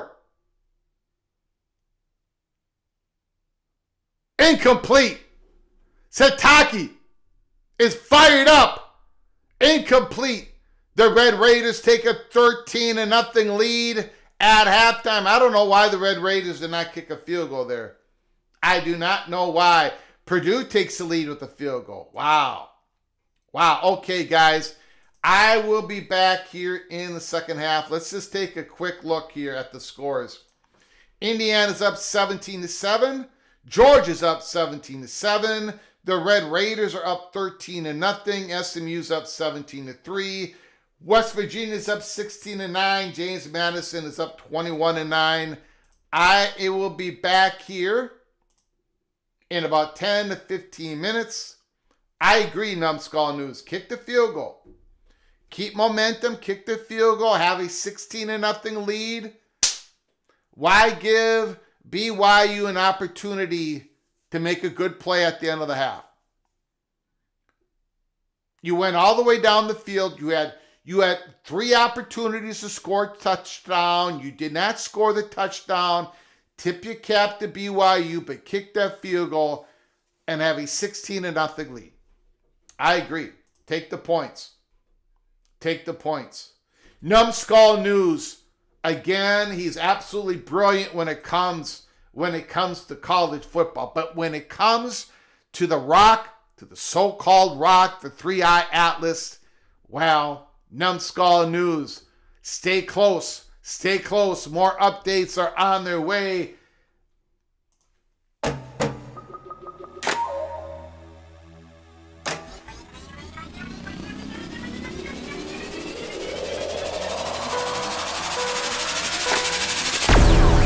$10 holler, super chat, Kenneth Maynard, shout out to ECU's all-time leading passer, Shane Carden, and all-time leading receiver, Justin Hardy, being inducted into the East Carolina Athletic Hall of Fame today at halftime, both coached by former ECU offensive coordinator, Lincoln Riley. Thank you, Kenneth Maynard. Thank you for the $10 holler.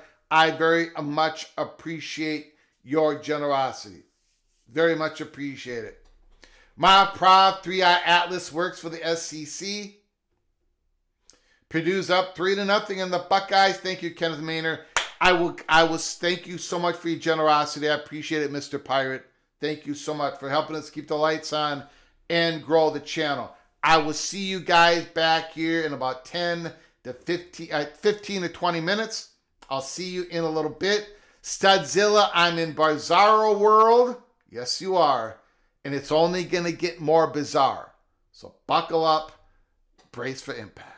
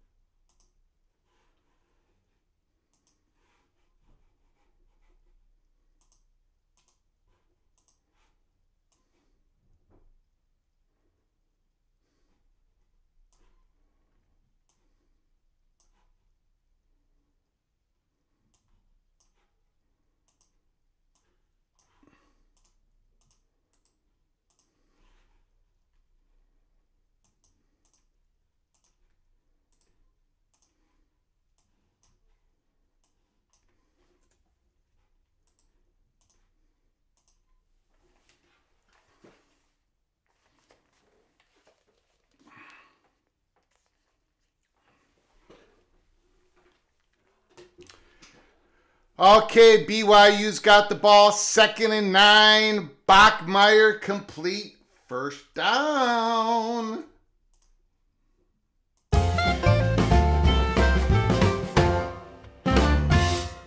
First down, BLG starts us off in the second half with 5 gifted memberships. Wow, BLG, thank you so very much.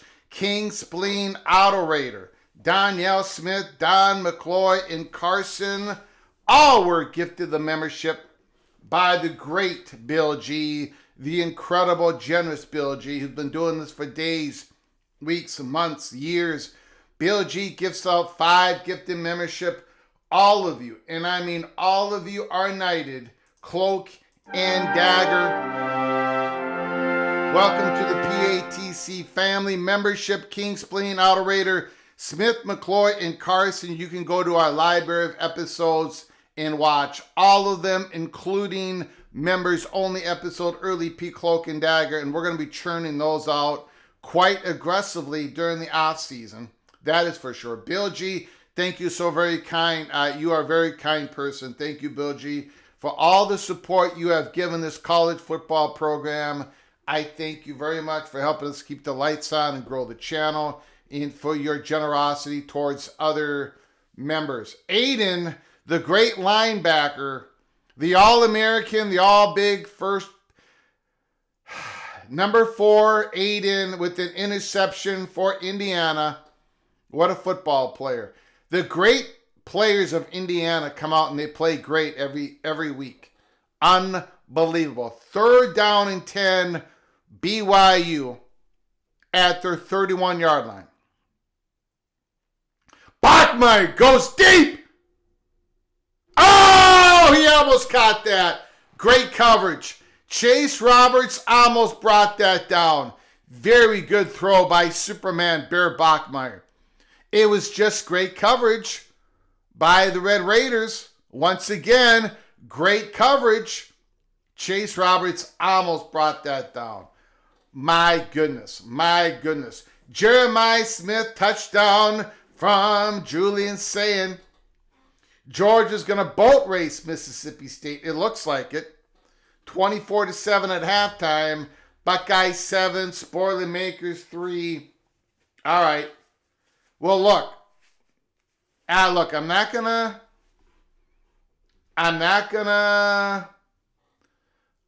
bother people with 3-Eye Atlas here in the second half. This is very, very serious business. We're talking college football, week 11, college football, week 11. But when I was taking my 15 to 20 minute break,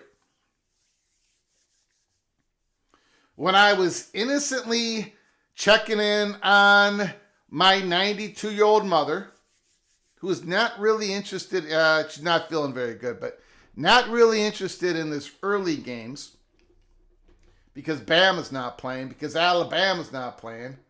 I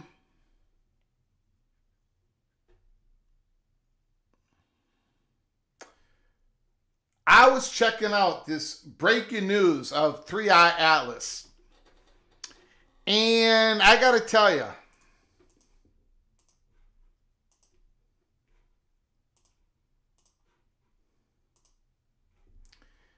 it's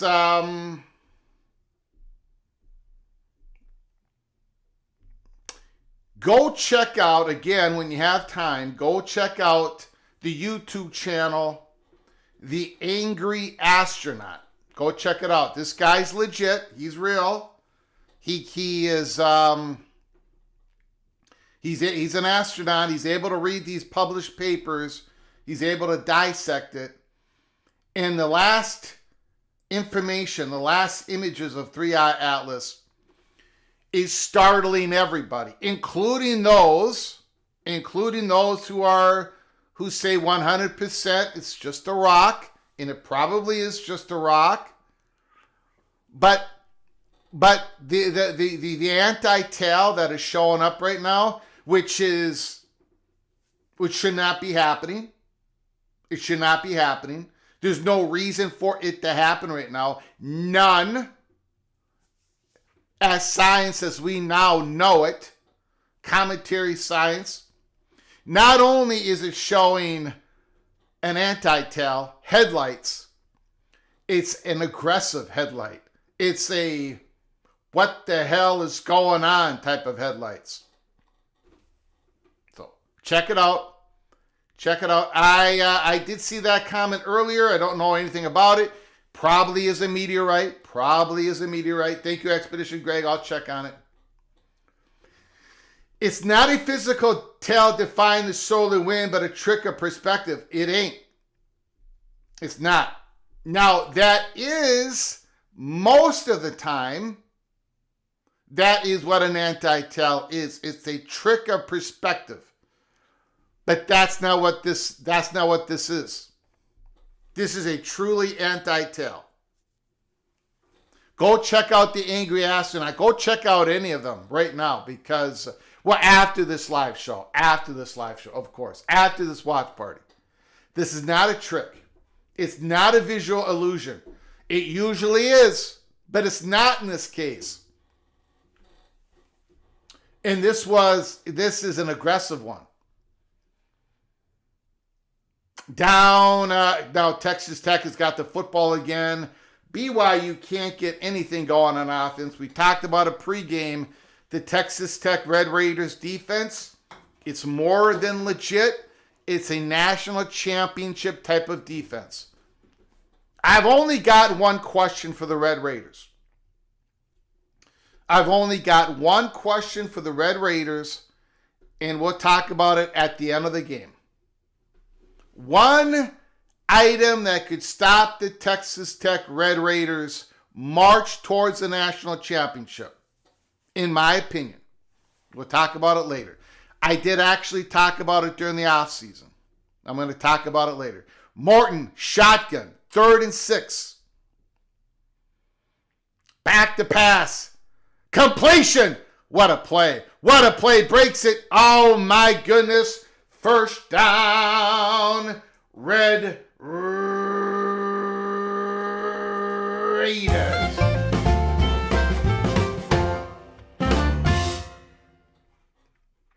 Kalana L putting out very good information. As someone who watched the final battle, I implore everyone to get ready for the close encounter. Also, don't allow your daughters to date an alien because your grandkids will be all messed up. Very good wisdom by Kilani L. once again displayed. It's 2nd and 6 at the 47-yard line of BYU. 2nd and 6. Oh my goodness. Woo! Wow. Now that was a running display by the great Cameron Dickey. I love how this guy runs the football. I love it. Back to pass, going deep. Ooh, just missed him. Incomplete. Cameron Dickey, 12 carries for 59 yards. Jacoby Williams, 8 carries for 64 yards. Texas Tech has passed the ball for 161. Bachmeier for 57. As of right now, it has been a dominating performance by the Texas Tech Red Raiders. Christopher Hooter, TT's just too much for BYU today. Don Scruggs, Texas Tech is the best football team in Texas.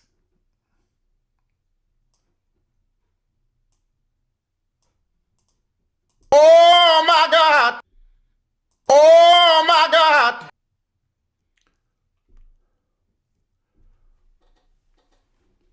Third and 6. Don Scruggs has brushed off the Texas A&M Aggies and the Texas Longhorns. Morton back to pass, complete. Receiver makes a BYU defender miss. First down, Red Raiders once again.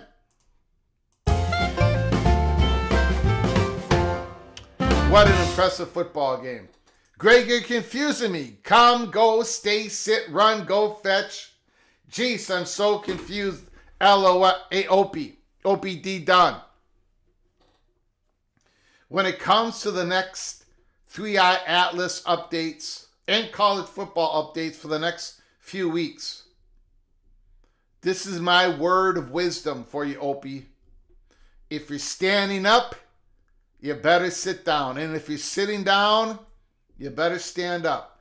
Hopefully that clears up the confusion between you and me, Opie. Hopefully that clears it up. Don Scruggs, and we play them both, the Longhorns and the Aggies.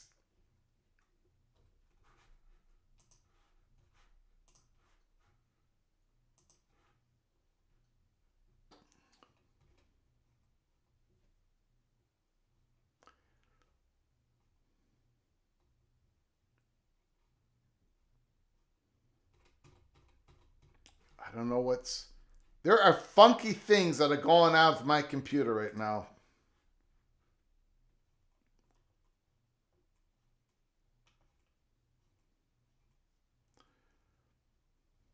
(20-7) Indiana. Indiana 20, Penn State 7. The Nittany Lions defense is battling today. Battling.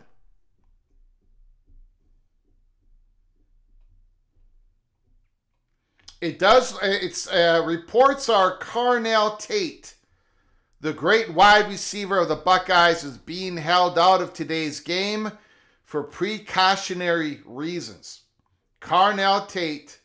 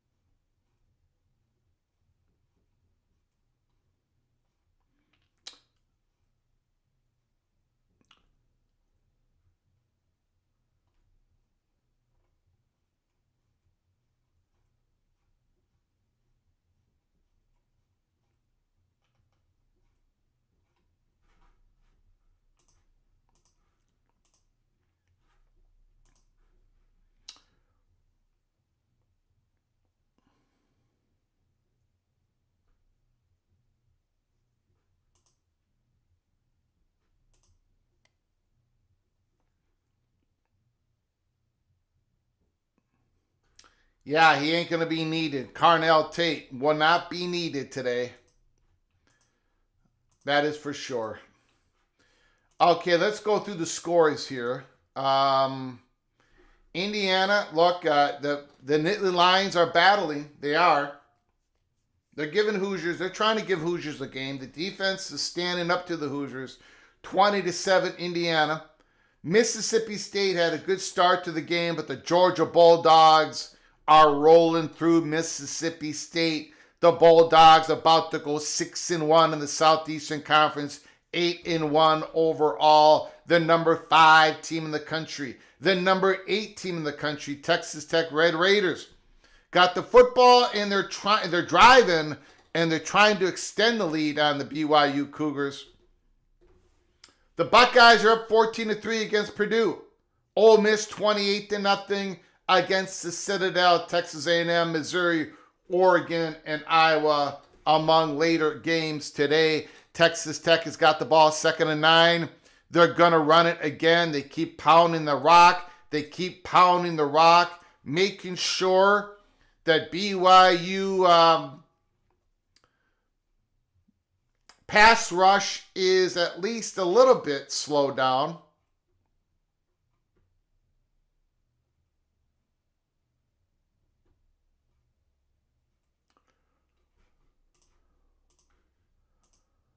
Third and 7. Georgia is rolling. No question about it, Bill G. Georgia is rolling. And of course, I took Mississippi State. Greg the Cooler is alive and well. 3 weeks in a row, it's been Greg the Cooler. 3 weeks in a row.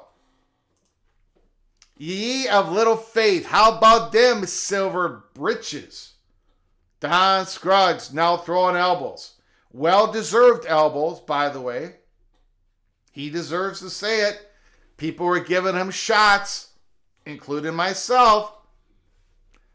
Stone Harrington on the football field for the Red Raiders, trying to extend the lead, 13-0 to 16-0. The kick is up, and it is good. 16-0, Texas Tech.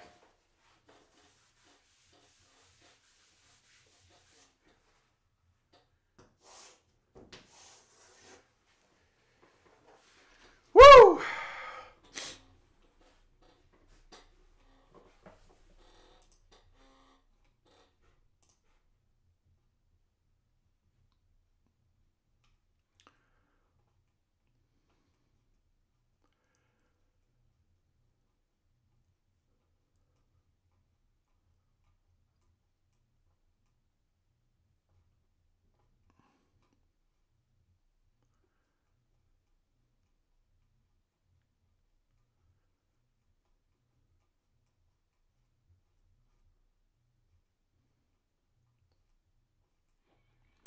The Red Raiders kicking off the BYU. Now,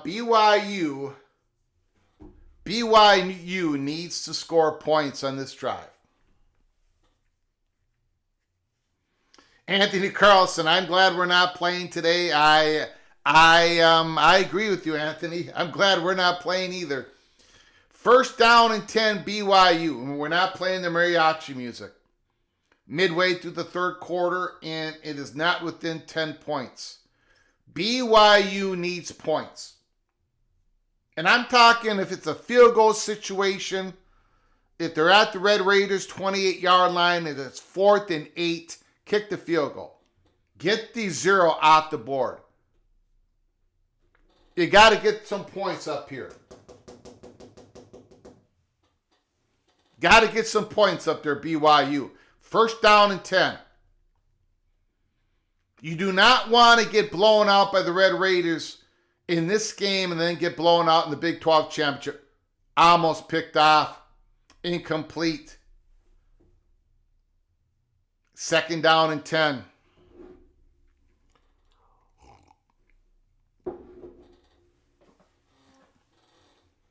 Bill G would love to see A&M lose today, but that seems doubtful.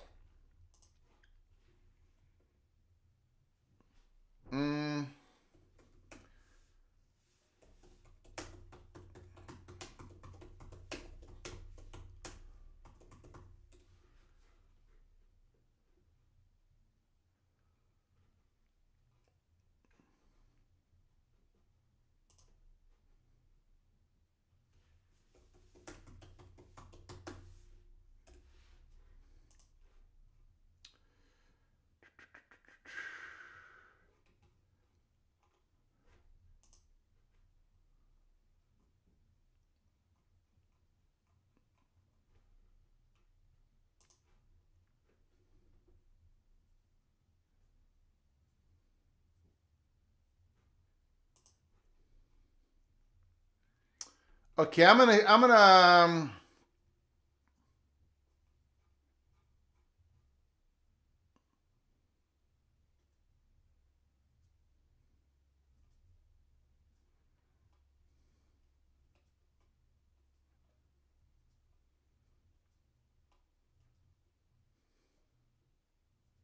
another turnover by Texas Tech. Wow.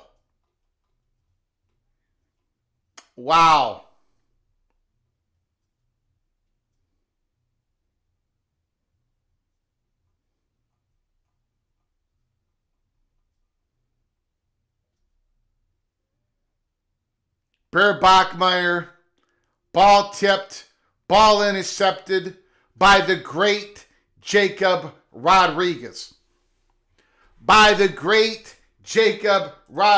And again, Jacob Rodriguez is up here on our title screen. Jacob Rodriguez, superstar, Texas Tech Red Raider interception.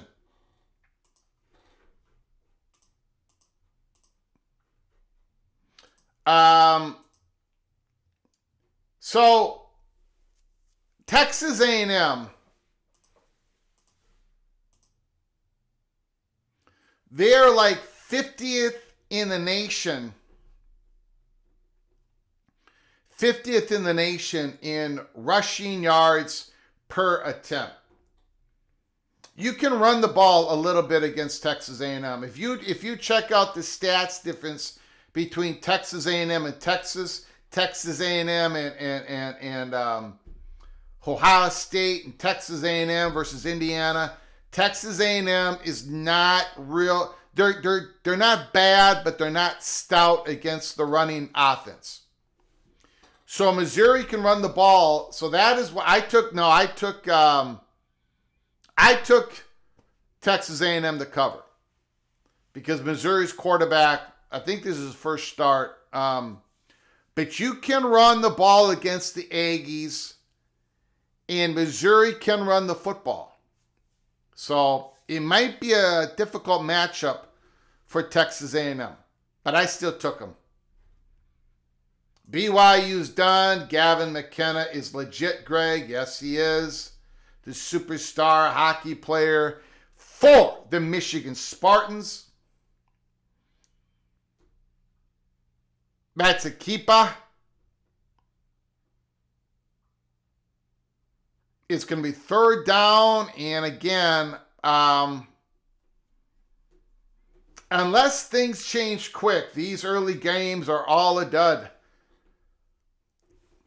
Don Scruggs, touchdown, Georgia. The Georgia Bulldogs having a great game today against the Mississippi State Bulldogs. Georgia on the road, 3rd and 9, empty backfield. Morton back to pass, incomplete. Good coverage. The Red Raiders probably going to line up for another field goal attempt. No problem for the Red Raiders. They'll take these field goals.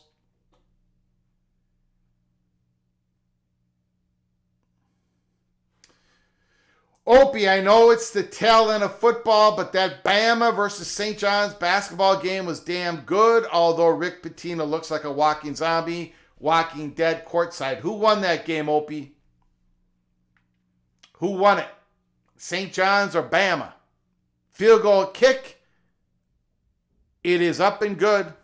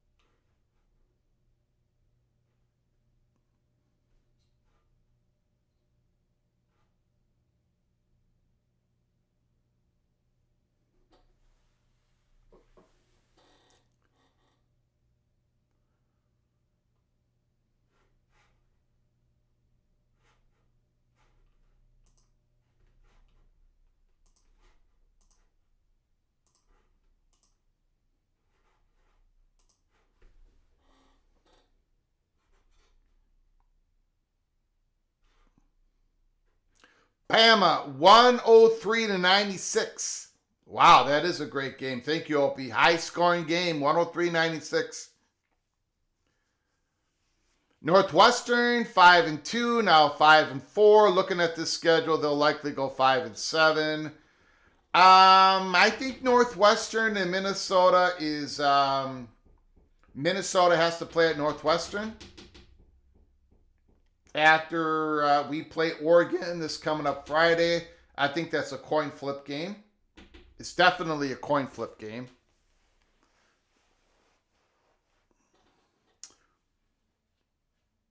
if Northwestern had a better quarterback this year, if they had an average Big Ten quarterback, the Wildcats would be a very interesting team. But they don't. The Preston Stone, he holds them back quite a bit, in my opinion. No, he doesn't have much to throw to. He's got that number 17, but he does not throw a good foot. He's not a Big Ten quarterback, in my opinion. Preston Stone from Northwestern.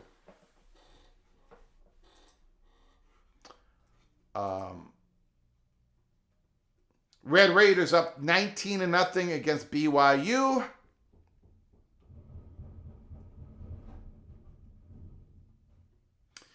Lincoln Kienholz enters the game at quarterback at 3rd and goal and runs for a 3-yard touchdown on his first play.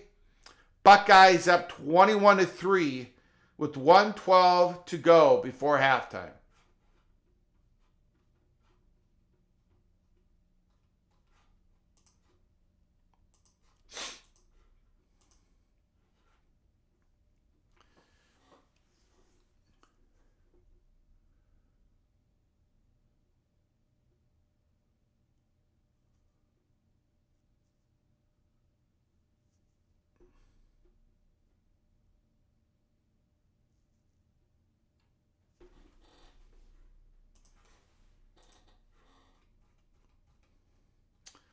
Indiana 20, Penn State 10. Al Woody, Penn State field goal. They're playing the Hoosiers tough today. Georgia's up 38-3 over 38-7 over Mississippi State. Texas Tech is up 19-0 over BYU.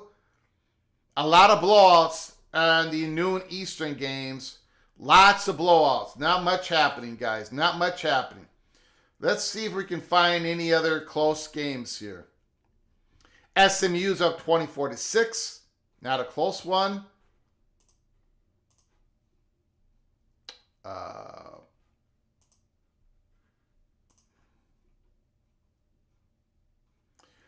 Mississippi State just scored a touchdown. Going to be down 38-14. 5 minutes to go in the third quarter. Mississippi State just scored a touchdown. West Virginia 19, Colorado 16. That's a close one, but the Mountaineers are in the red zone. First down and 10 at Colorado's 14-yard line.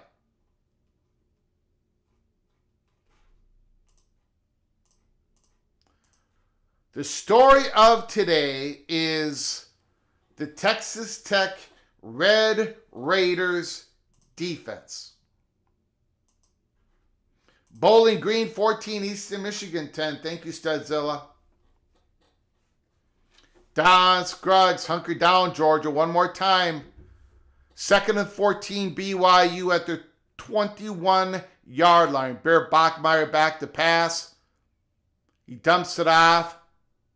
It's going to be 3rd and 5, 3rd and 6. The Red Raiders defense is relentless. BYU needs points right now.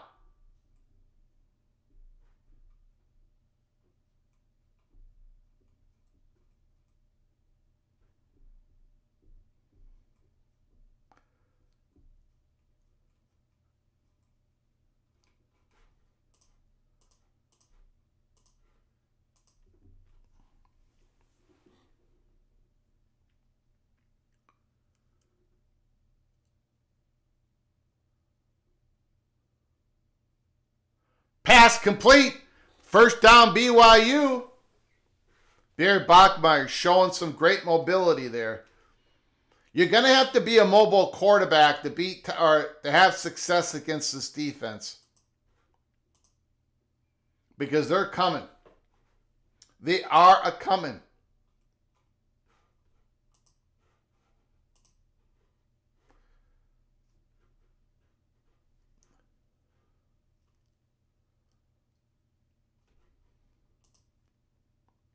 First down and 10. Bachmeier back to pass. Oh, almost intercepted. Threw it in double coverage or possible triple coverage there.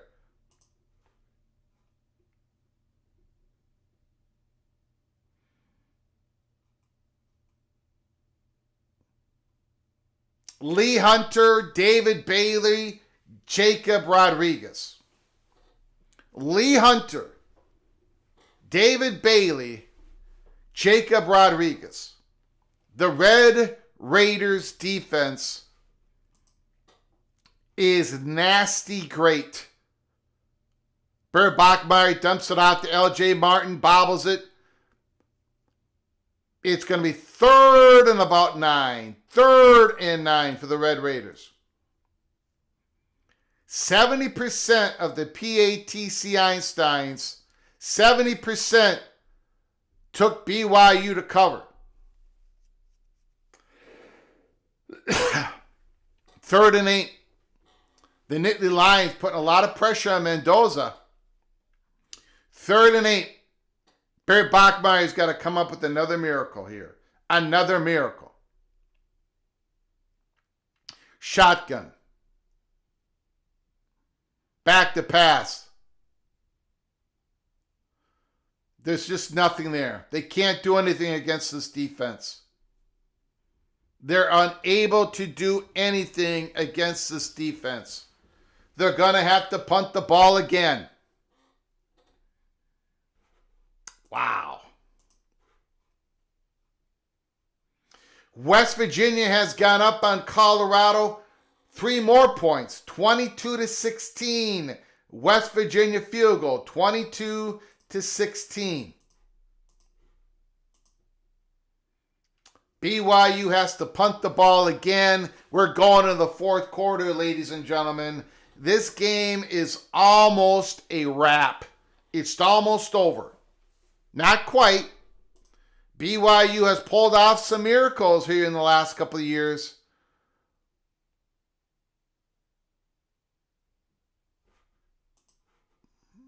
My gosh, what a catch by Indiana.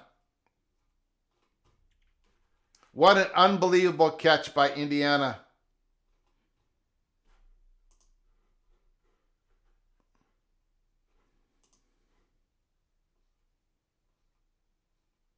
Wow.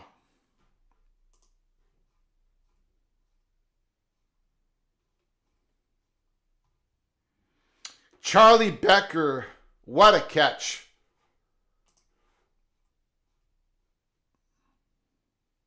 My goodness. Indiana keeps the ball up 20-10 over Penn State. Penn State has battled, and they have battled.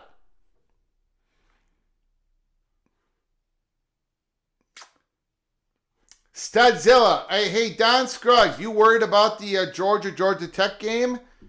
Don Scruggs, who's Georgia Tech? I didn't know that was even a thing. Wow.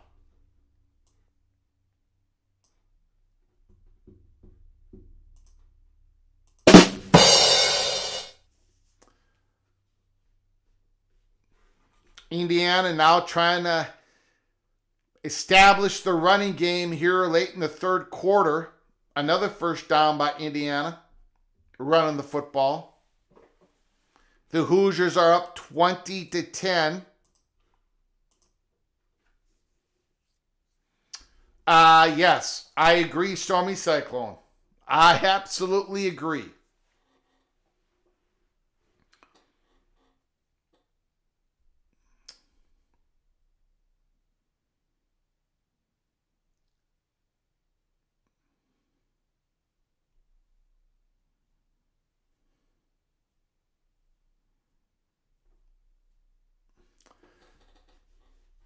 Expedition Greg has been drinking a little bit of Georgia Tech Kool-Aid this morning.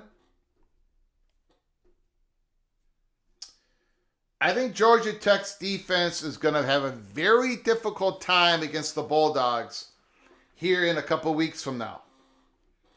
I think the defense is going to be overmatched, but we shall see.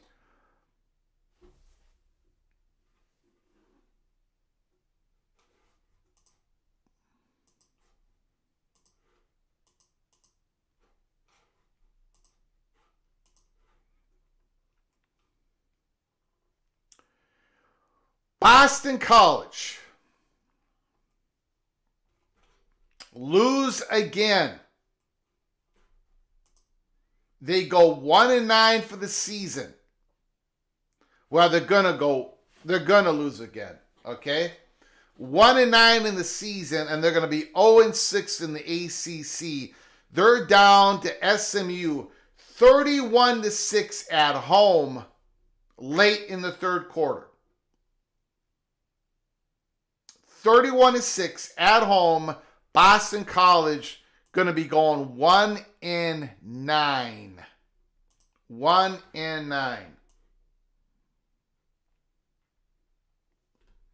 Where did I have the ACC? Where did I have Boston College? I had them coming in 13th place. I had Virginia coming in 15th place. Holy smokes. Let's get that off the screen. Let's not show that again. Fourth quarter. BYU punting the ball again. 4th and 7. The Red Raiders up 19-0. They have totally handcuffed the BYU Cougars.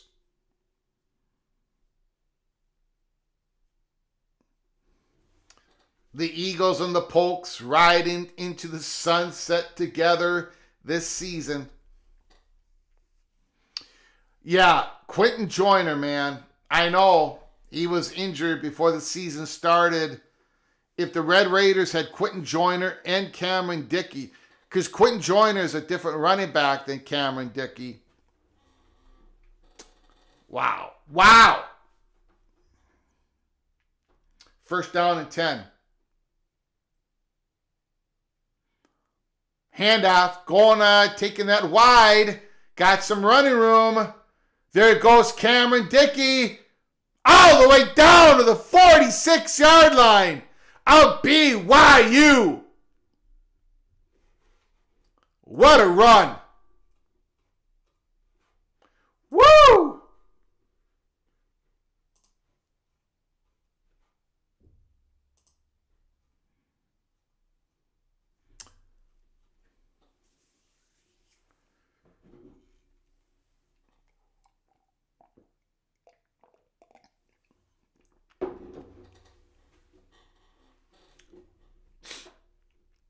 Second and 8, 14 minutes to go in the game. Second and 8.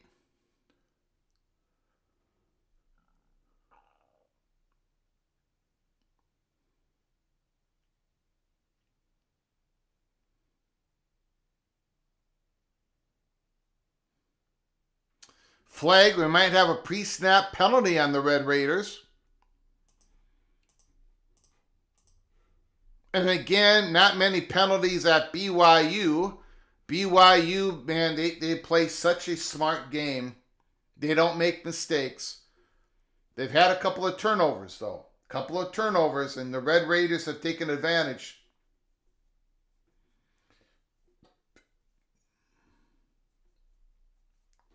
Gunnar Stockton in the first round. Doug Scruggs is drinking some of that Stockton Kool-Aid. Back to pass, Morton. Beautiful pass. First down, Red Raiders. We got another flag. Another flag. Virgil with the reception. Again, Virgil was a transfer from Miami of Ohio. Great MAC conference wide receiver. Transfer to Texas Tech. One of their many very good transfers. Illegal shift on the Red Raiders.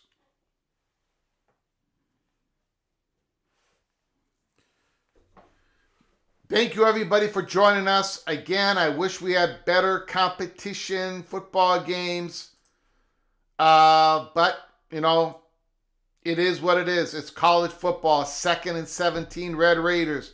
BYU needs something great to happen here soon. Pass complete. And the Red Raiders got a first down on that 2nd and 17. First down, Red Raiders as they dominate the BYU Cougars today.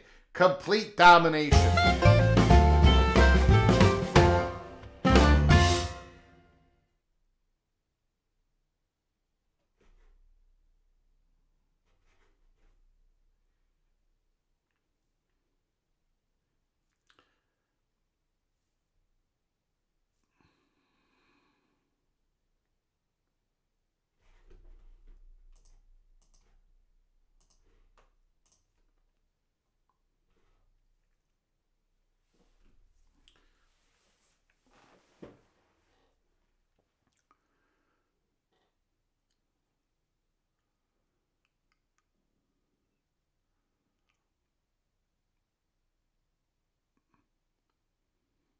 Cameron Dickey is finding some he's finding some room on the outside there.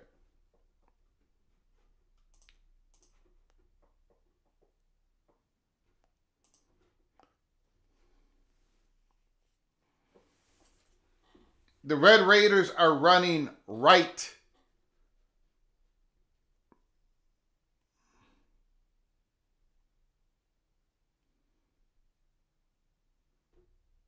I'm sorry, that might have been Jacoby Williams. My bad. If that was Jacoby Williams, my bad.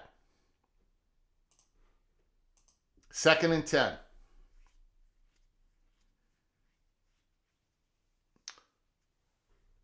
Maybe we should switch back to 3-Eye Atlas. I'll get in trouble. I will get in trouble. 2nd and 10. The captain, the Red Baron Martin, back to pass. They're finding that slant. What an effort. What an effort! Holy smokes.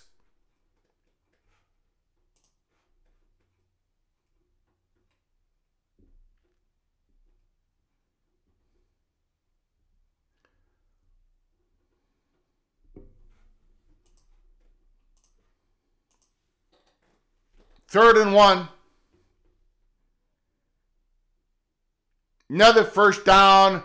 Broken tackle, broken tackle, broken tackle. Jacoby. Jacoby.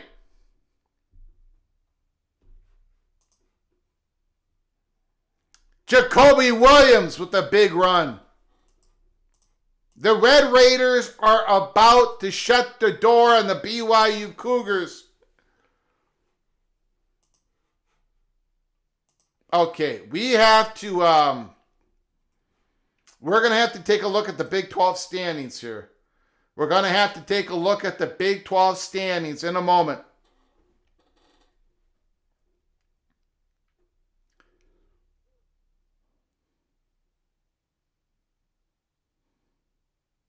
I don't think the Red Raiders got there. There's a flag on the field. 10:53 to go.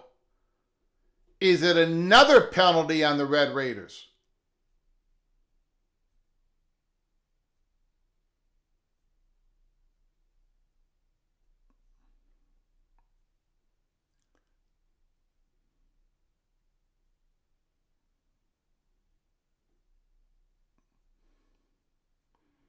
Looks to be on BYU this time. It's on BYU. After this Red Raiders potential score, we are going to be taking a look back at the Big 12 standings and see what does the future hold. Who is going to get to the Big 12 championship game? How much does this hurt BYU? First down and goal. Touchdown. Touchdown. Touchdown! Red Raiders! Touchdown! Touchdown! Touchdown!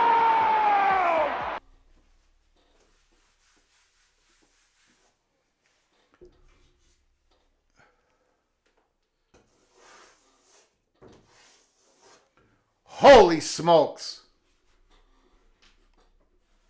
Wow.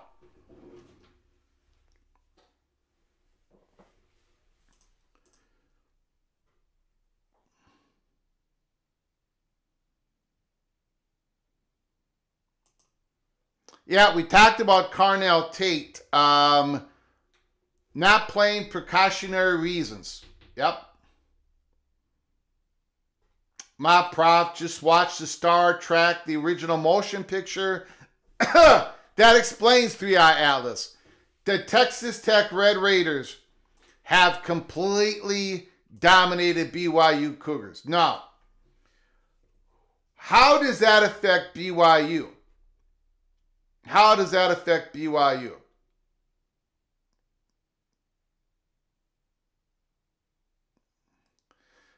Even Stefan Burns says that 3-Eye Atlas is now suddenly beginning to erupt with jets of plasma. Something. Okay, well, you've got very legitimate people right now today saying, holy smokes, what is going on? What is going on?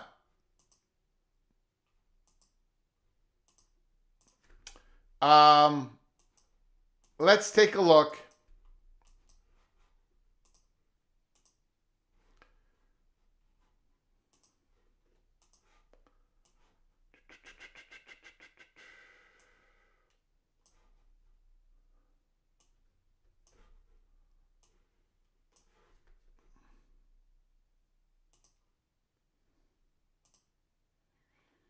Penn State about to get within 3 of Indiana, but they gotta punch this in. Penn State has got to punch this in.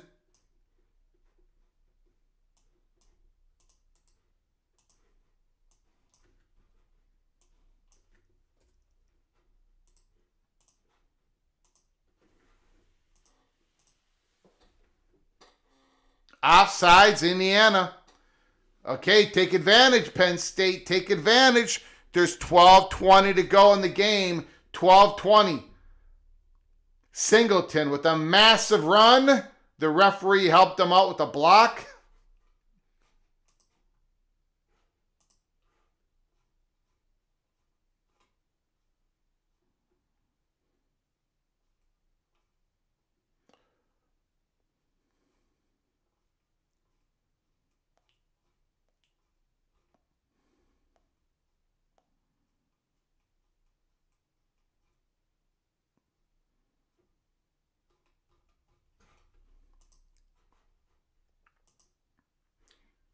Okay, let's take a look at the Big 12 standings. So BYU is going to go 5-1. The Red Raiders are going to go 6-1. Let's just take a look at the Red Raiders' last couple of Big 12 games. UCF, West Virginia. No disrespect to UCF and West Virginia. The chances of Nittany Lions scored. Touchdown. Touchdown, Nittany Lions. They're going to be down by 3 with 11:36 to go in the game. We've got ourselves a ball game. 20-17 Penn State. Holy smokes. All right. The Red Raiders, UCF, West Virginia. I think the consensus, I think we would all say, without a problem, right? Without a problem, that the Red Raiders are going to finish 7-1. And they're going to be in the Big 12 championship game. Now let's take a look at the Cincinnati Bearcats. They finish BYU at home, TCU on the road. Arizona before that. Very challenging, right? At home, but they got the BYU Cougars at home and then at TCU. That's another challenging game. But that BYU game could determine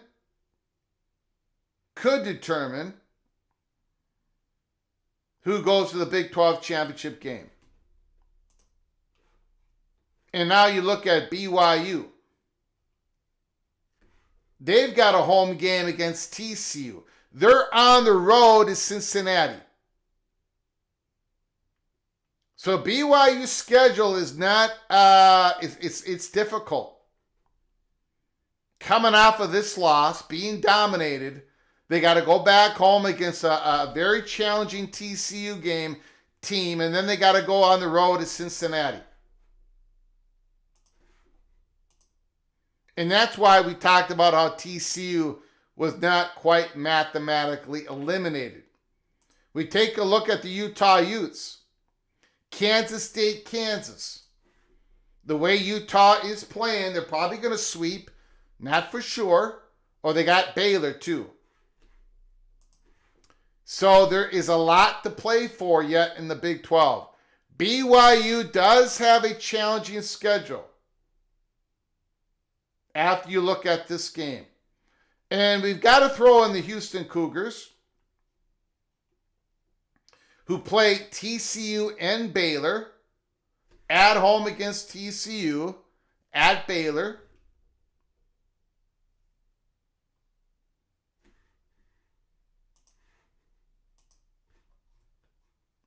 And then you look at Arizona State Sun Devils. You can't take them out of the picture yet. They play West Virginia, Colorado, and Arizona. They do have a loss against Utah and a loss at Houston. So Arizona State is going to have a problem with tiebreakers. But there it is, ladies and gentlemen. BYU Cougars going to go to 5-1. But they've got a game against TCU, and they got a game against Cincinnati. If you take a look at TCU's schedule, once again, Iowa State, BYU, Houston, Cincinnati. Lots to play for. Lots to play for. BYU still has a shot. Don Scruggs, Georgia is burning the clock. Texas, you are on call. Happy Manning, been wanting to test ya. Don Scruggs is feeling good. He's feeling good. Touchdown, BYU. Touchdown, BYU. Touchdown!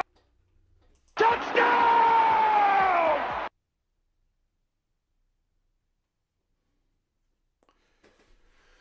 Okay.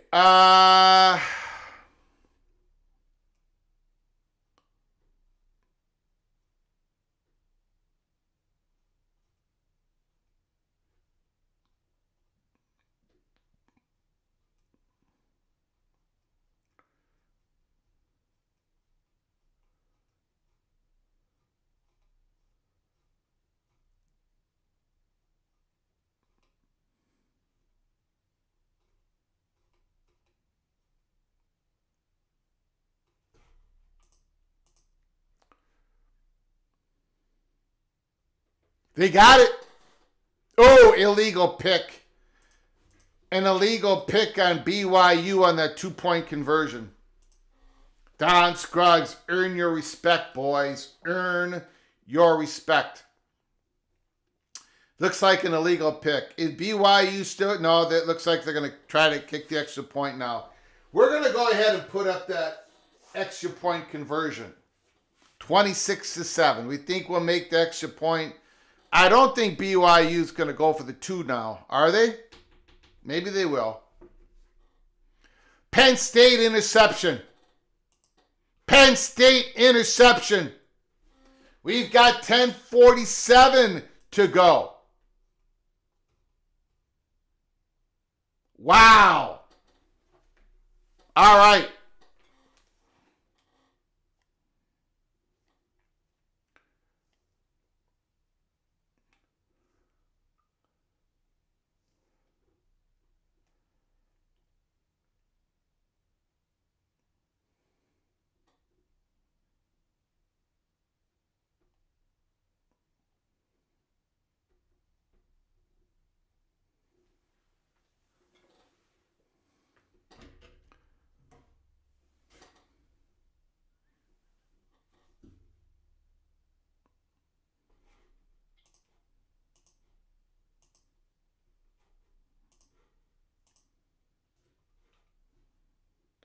All right, ladies and gentlemen. Indiana Penn State is the game that we are now following. Okay? Indiana Penn State. Penn State's got the ball, 46-yard line. Grunkenmeyer back to pass, complete. Down to the 44-yard line of Indiana. 3rd and 4. 9:54 in the game. Number 2, Indiana Hoosiers. Number 2, Indiana Hoosiers up against the ropes. 20-17. Indiana finally facing some adversity. 3rd and 5.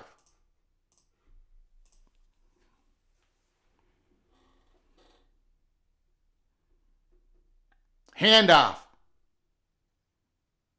First down, Yes, the ref's getting it to him.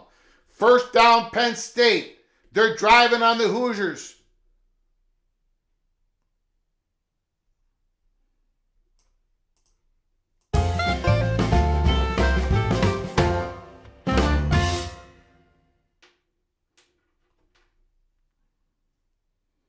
First down and 10. 8:55, 8:54, 8:53, 8:52 left to go in the game. Grunkenmeyer. Shotgun. Singleton. Allen. Next to him. A lot of pre-snap movement. Complete to the big tight end. Oh, they're rumbling, tumbling down. They're going to be a little short. It's going to be 2nd and short. Penn State is looking to take the lead. They're not looking to tie it up. They're looking to take the lead here. Mendoza has been befuddled today. 2nd and short. Indiana facing serious adversity. 2nd and 1. Happy Valley. Handoff. First down. Penn State again. Down to Indiana's 16-yard line.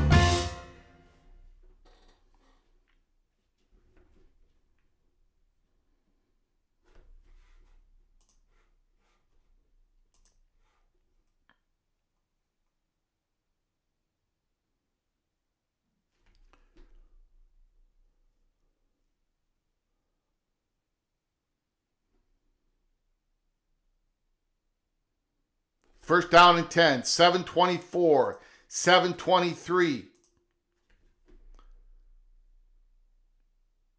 Pitch. Another good run by Penn State. It's going to be 2nd and 3. 2nd and 3.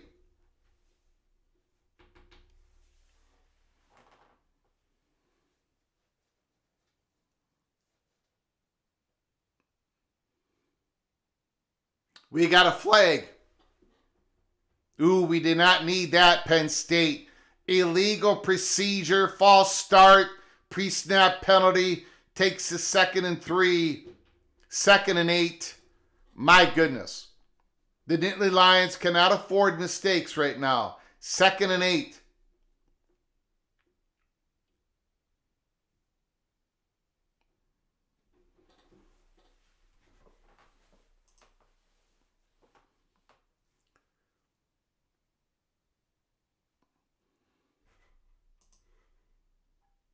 Again, we have gone off the Texas Tech BYU game.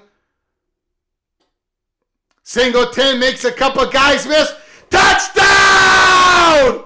Penn State! Touchdown! Touchdown! Touchdown! Touchdown! I was about to change the score. We're not even doing this game today. Holy smokes. Singleton. Wow. The Penn State Nittany Lions have taken the lead. Nick Singleton's 3rd TD of the day. 3rd TD of the day.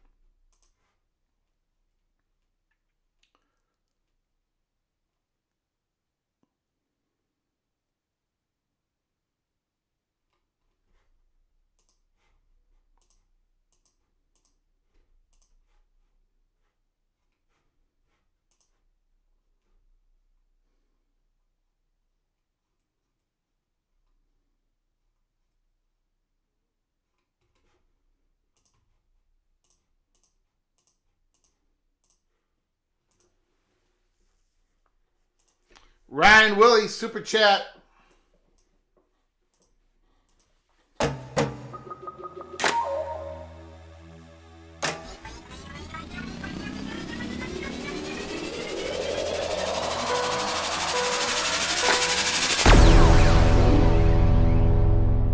Ryan Willie, $5 holler. Hey, Gopher, are you doing a Minnesota-Oregon watch party next Friday night? Oregon by 30. I think I'm going to, Ryan. I think I'm going to do it for a couple of reasons. One, I've only done one Minnesota watch party, and that was at the beginning of the season. I always do that Thursday night game. This is a Friday night game. It won't interfere with games that are relevant this next Saturday. Also, I think it'd be a good opportunity for people to throw their elbows at me somewhat. You know, I'm sitting here every week laughing along with all of you about some of the performances of these teams. And I think, Evil Badger, that you should have an opportunity to basically say, boy, you Golden Gophers suck next Friday night. So I'm most likely going to do the watch party, Ryan Willie. I'm most likely. Now, I am praying for rain next Friday night in Eugene, Oregon. The last time I looked at the weather forecast, I see that it's going to rain. I'm not saying that Oregon cannot beat Minnesota 30-0 or by 30 points if it does rain. But I think that rain might be able to might be able to help the Gophers out just a little bit. So praying for rain in Eugene come Friday night. Don Scruggs, I'll be there. Don't count them out. Minnesota could win that. Go Gophers. Thank you, Ryan Willie. Thank you for the super chat. Thank you for your generosity. I do appreciate it. Ryan Willie, come on now. Pray with me. Rain, rain, rain, rain in Eugene next Friday night. I know deep down in your soul, Ryan Willie, deep down in your soul, you are hoping, you're praying that the Golden Gophers will upset the Oregon Ducks next Friday night.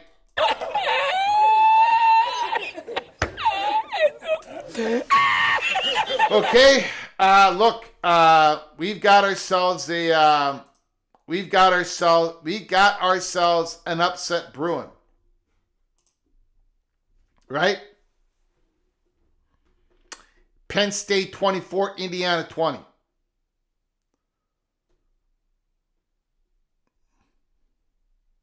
First down, Indiana. Mendoza throws a perfect pass to Becker.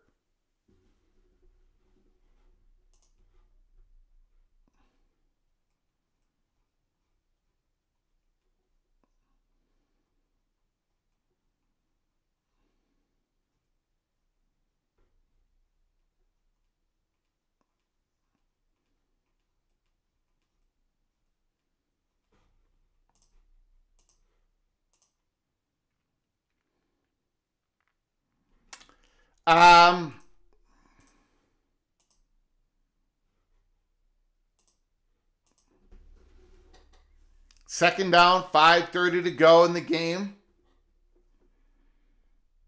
Indiana, I know they wish they had their best wide receiver, Elijah Surratt, but they're not going to get him back until probably next week.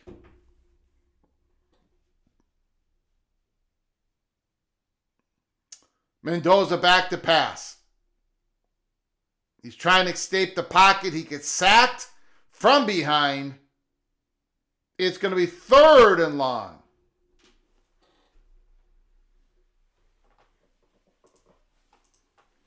Julian Sain having another big game for the Buckeyes. 3rd and 11, 4:51 to go, 4:50 to go. Indiana looking for a way to get back and take the lead, but they need a first down. It's 3rd and 11. If Indiana don't make this first down, do they punt the ball? Does Indiana punt the ball if they don't make this first down?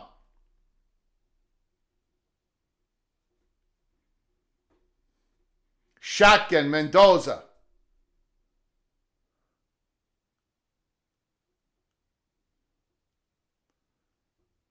a flag on Indiana. The players were yelling at each other. The wide receivers were yelling at each other. Delay of game. Complete confusion out there.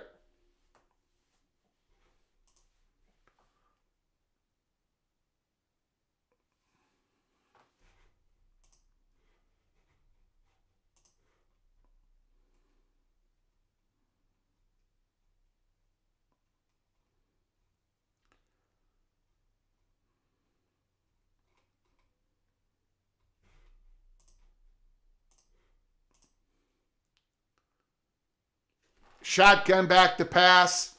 Massive pass rush. Incomplete. Indiana's going to have to punt the ball. Penn State's going to get the ball back. Up 4. 24 to 20. Nittany Lions. 24 to 20. Now again, how does this affect Indiana if they should go down? If they should go down. Indiana would be 6-1 in the conference. 6-1 in the conference. Their remaining games are Wisconsin and Purdue. They're not losing either one of those games. So, Indiana would finish 11-1. 11-1.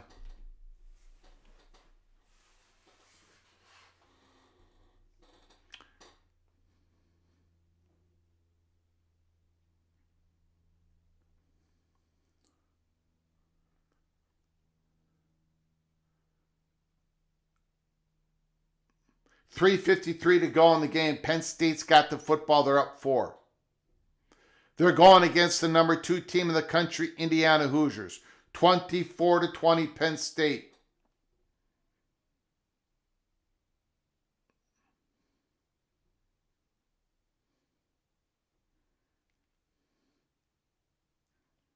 A big running hole by Penn State is running right down the throats of the Hoosiers. 2nd and 4. Keep running the ball, Penn State. No pre-snap penalties. No pre-snap penalties.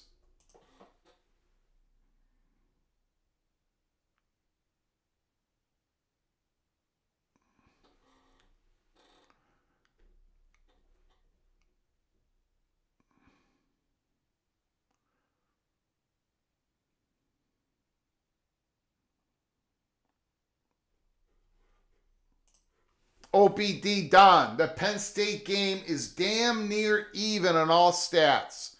2nd and 3. Man, these guys, Katron Allen and Nick Singleton are running hard. 3rd and short. Ooh, Indiana took a timeout. Indiana took a timeout. 3rd and short. 3rd and about 1.5 yards.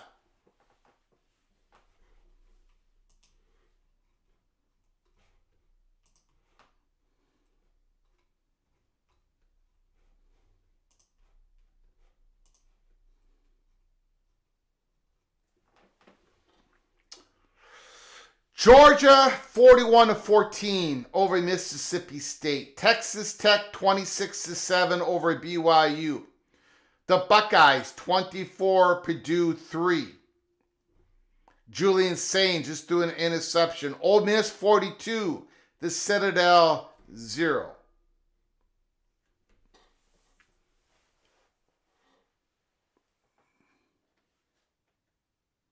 Third and 2 Penn State.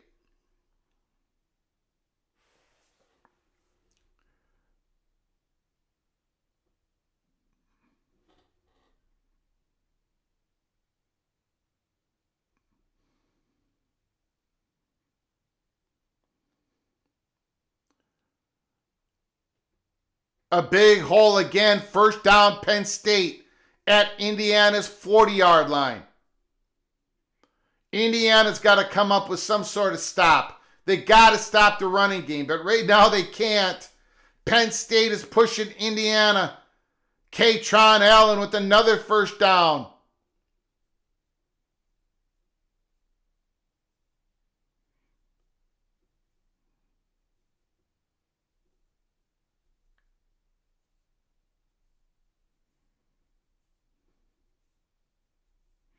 at the 40-yard line of Penn State, first down and 10.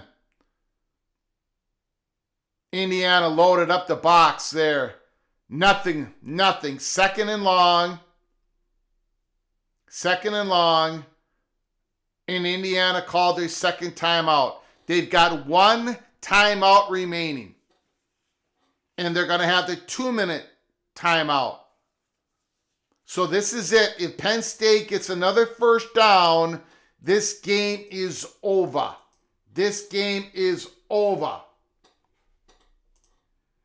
I'll be praying. Ryan Willie's super chat. Ryan Willie's super chat. Ryan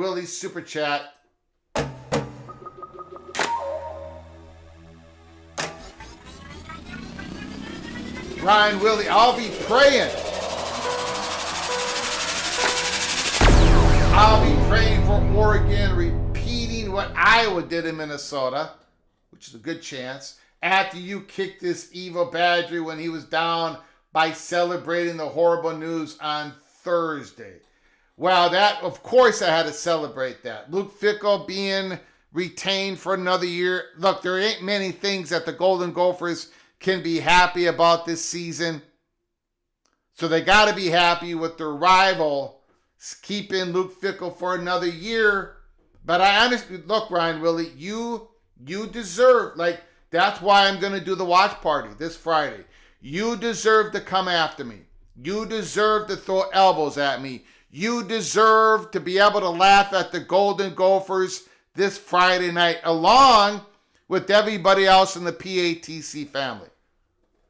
Every one of you deserve to watch the calamity, the destruction, the annihilation of my beloved Golden Gophers, because once again, they're going to be playing a team that is so much more talented than they are. So pray for rain. Pray for a monsoon in Eugene, Oregon. Make it that is so bad that nobody can stand up and the Gophers come out of there losing 20-13. That's what we're hoping. That's what we're hoping for. But I know you're not praying for it, Ryan Willie. Thank you for the $10 holla. Thank you for the super chat. Thank you so very much. We got a 3rd and 10. Thank you, Ryan Willie. Appreciate it. Rolling out. Tackle. Indiana made the stop. It's 4th down, 2-minute.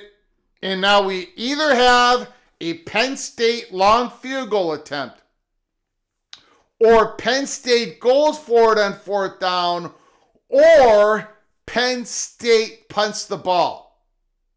Now, I think the Nittany Lions should punt it. They should not go for a 55-yarder. They should not go for this first down. Penn State should punt the ball. Let me know what you think Penn State should do right now. Kick the field goal, go for it on 4th down, or punt the ball. What do you think Penn State should do right now? Let me know in the chat room. Big Gun Shop. Congratulations, Big Gun Shop. What a day. What's up, Greg? What is up, Big Gun Shop?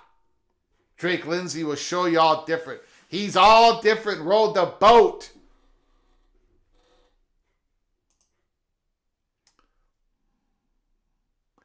Okay. Let me see here.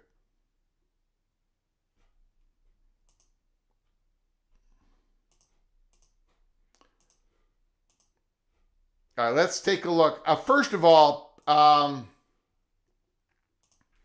want to thank all those generous enough to give us a donation.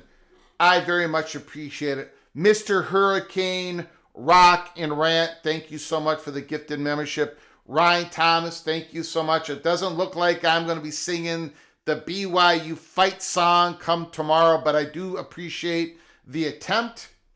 I appreciate the donation. Thank you, my friend, Ryan Thomas. Thank you, Mr. Gopher, Dave Valinsky, Mr. Cyclone, Stormy Cyclone, OPD Dunn. Thank you so very much for your incredible generosity once again.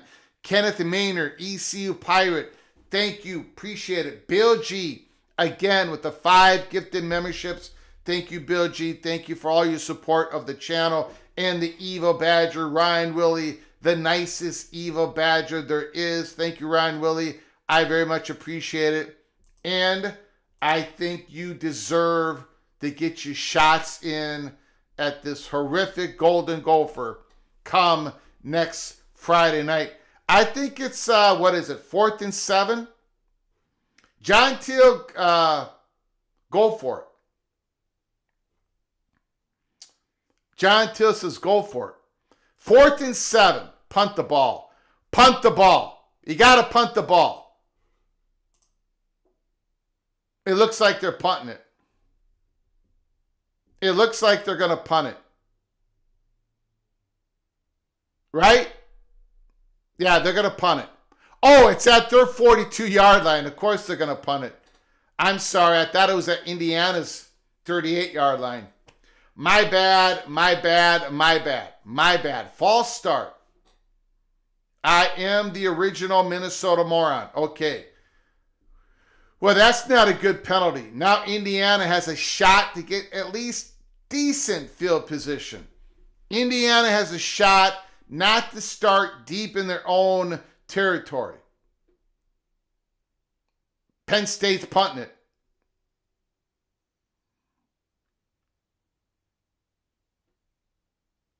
That went through the end zone. Indiana. Okay, Indiana, no timeouts. 1:51 to go, down 24-20.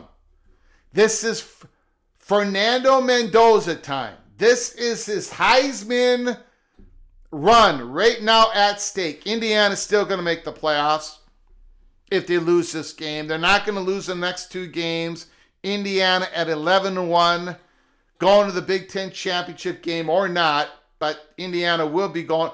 Indiana's still going to make the playoffs, but they're possibly, they might lose out on that first round home game, first round bye, I should say. Fernando Mendoza back, shotgun at the 20-yard line, back to pass.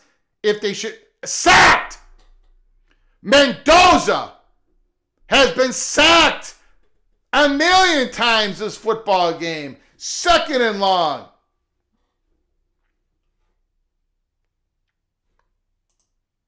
Wow, 2nd and 17. Mendoza's got to get rid of the football. He does. Completion! What a throw! First down. Indiana.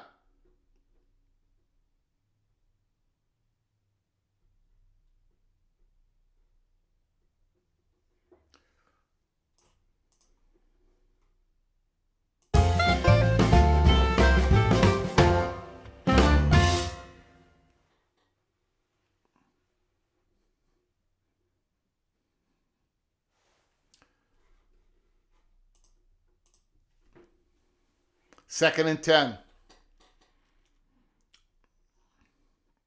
1:22 to go. Indiana needs a touchdown. Field goal does nothing. 35-yard line. Undefeated. Number 2, Indiana. Throws a dart. First down, out of bounds. Too easy. Too easy. Minute and 17 to go. Mendoza now is throwing darts. First down and 10, minute and 17. Penn State, the fans have suffered through an unbearable season. But this win will make the Penn State Nittany Lion fans dance throughout the night. 47-yard line. Indiana at their own 47-yard line, first down and 10. Mendoza shotgun going back to pass. The pass rush is wide open and he missed him. Wide open and he missed him. Mendoza missed him. The Penn State defensive back was beat. He probably would not have scored, but it would have been a massive play deep in Penn State's territory. Oh, boy.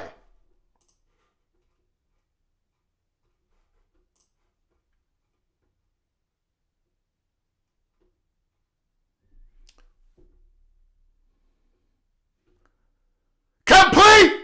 Down to the 22-yard line. Riley Nowakowski.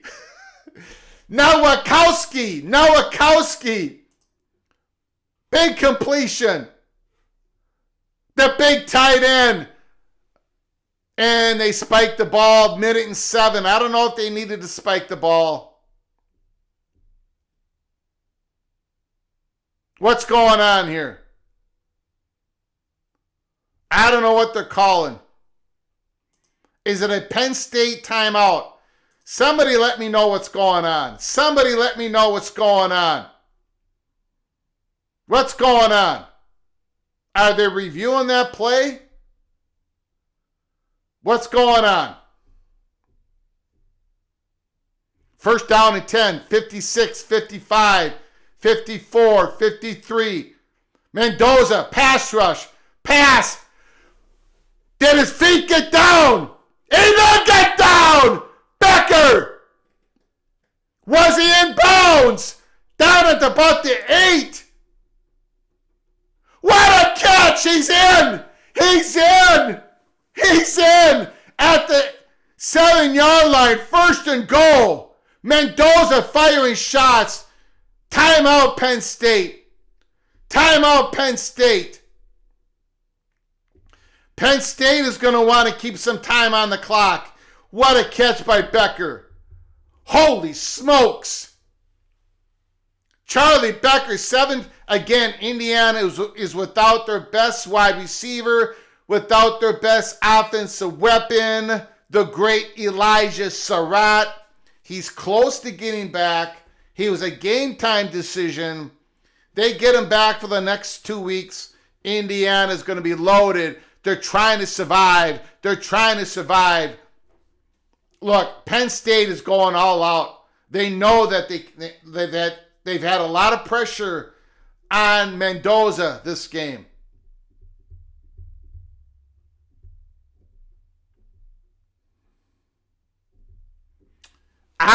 You know what I would do here if I was Indiana? I would call the quarterback draw. The quarterback draw. The quarterback draw. And then you line up real quick again. Right? You've got time. 48 seconds to go. You've got time. You've got time. Quarterback draw. Penn State's going to be sending everybody. Quarterback draw. Quarterback draw. Run the play. Run the play. Empty backfield. Empty backfield. God, that would have been the perfect time. Incomplete. Second and goal. Second and goal. Everybody calm down. Everybody calm down. Don Scruggs. I would walk 500 miles and I would be a man who walks 500 more just to be the man who walks 1,000 miles, to be the man standing at your door screaming, "Doc, sick 'em." The ball was deflected. Second and goal. Second and goal. Ooh, boy, what happened here? The referees, Penn State, did they get another timeout? Another timeout by Penn State. They were late getting off the field. Penn State head coach calls a timeout. Holy smoke, second and goal. Kirk Signetti say, "What the hell's going on around here?" 24-20, Penn State. Second and goal, 45 seconds to go in the game. Thank you, everybody, for joining us. We're watching the end of Indiana, Penn State. We had to change games. Texas Tech 29, BYU 7. This score is not correct. The score is not correct, 29-7.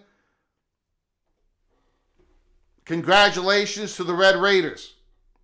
We got a second and goal. 45 seconds to go. Penn State has still got one more timeout. They may need that timeout. They may need to score if Indiana scores here. Second and goal. 7-yard line. Mendoza. Shotgun. Back to pass. Fight.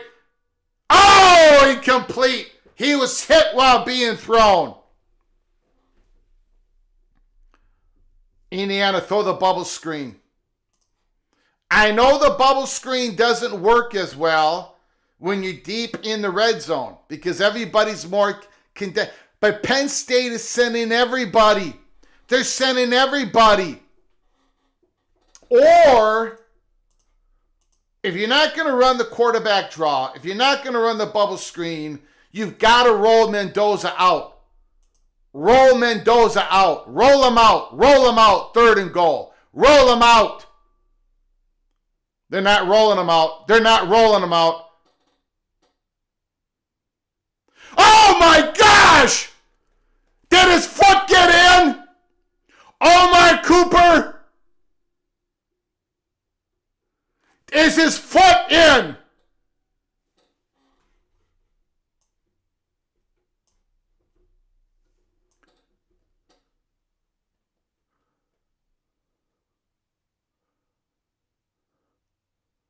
I don't know.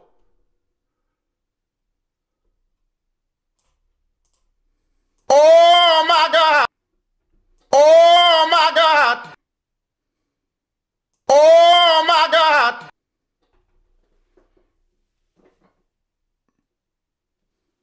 Oh my That's God! 2 feet in! That's a touchdown! Oh my gosh!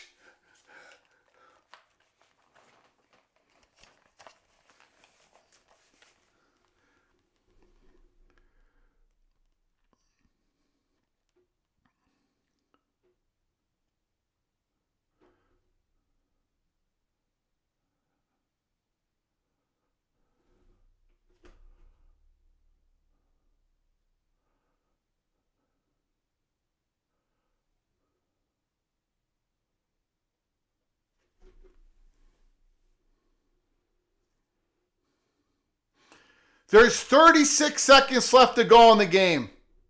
36 seconds to go. Penn State's got 1 timeout. The Nittany Lions have time. Well, not really a whole lot of time. They're going to have to kick a field goal to tie this game to send it in overtime. What a catch. And Mendoza's been getting his butt kicked all game. And yet the passes in this drive. This was the Mendoza moment. This was the Mendoza moment. This was the Mendoza moment.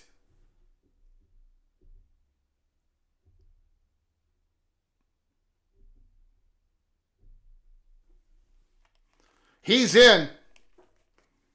That's a touchdown, obviously. Wow.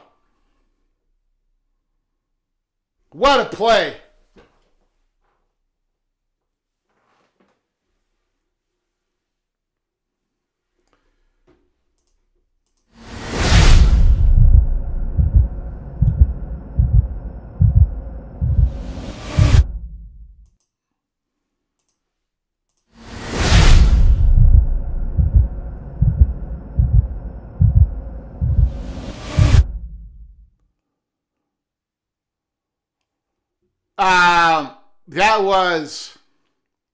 That drive.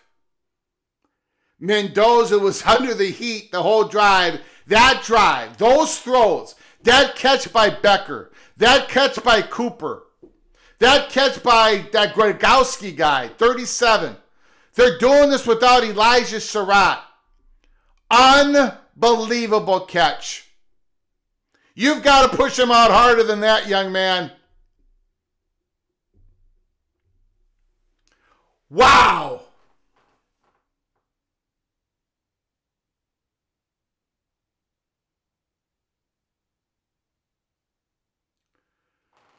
Holy smokes!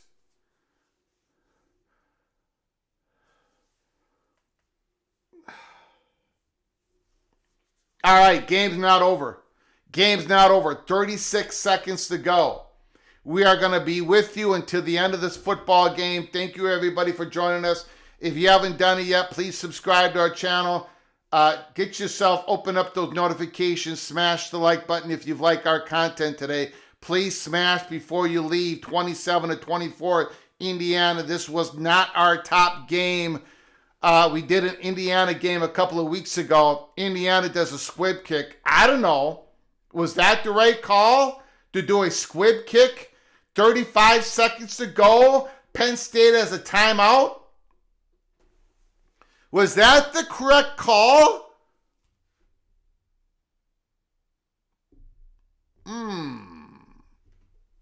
I don't know. Penn State's got good field position. Good field position. First down and 10, 35 seconds. They got a timeout. You can take a shot in the middle of the field. Take a shot in the middle of the field. You can do it. Do it now. Take a shot. Send it. Oh, he got out of bounds. You got to just take a shot. Right now, middle of the field, call a timeout. Send your tight end deep down the middle of the seam, or your slot receiver, quick, boom. 2nd and 5. 2nd and 5. Again, a singleton, Katron Allen, the success that Penn State has had on the ground in the second half ain't going to help you here. Oh, there was no time. He had to unload it. 3rd and 5. 3rd and 5. They did not trust their special teams coverage. Can the kicker kick it out of the end zone? Maybe not. 3rd and 5.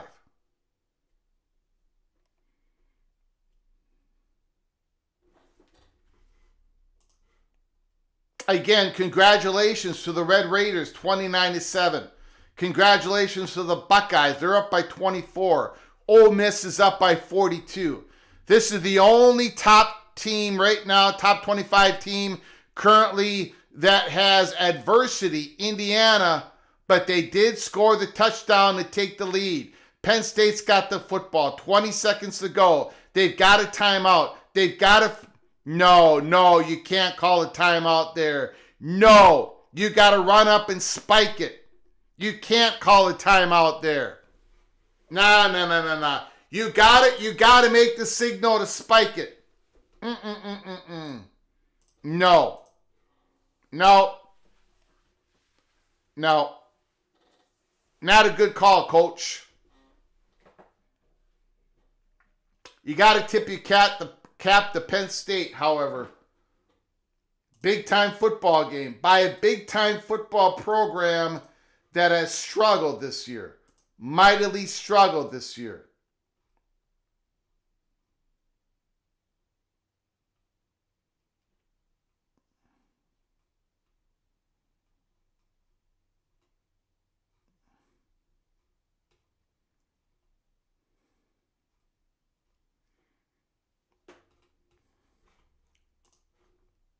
First down and 10.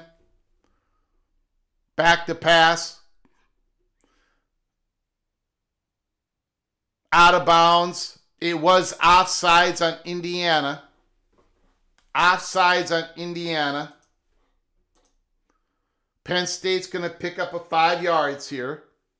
15 seconds to go. I think Penn State made a fundamental mistake by calling that timeout. They should have spiked the ball, lose a couple of seconds, and still have the middle of the field as your option. But now they can't throw it in the middle of the field.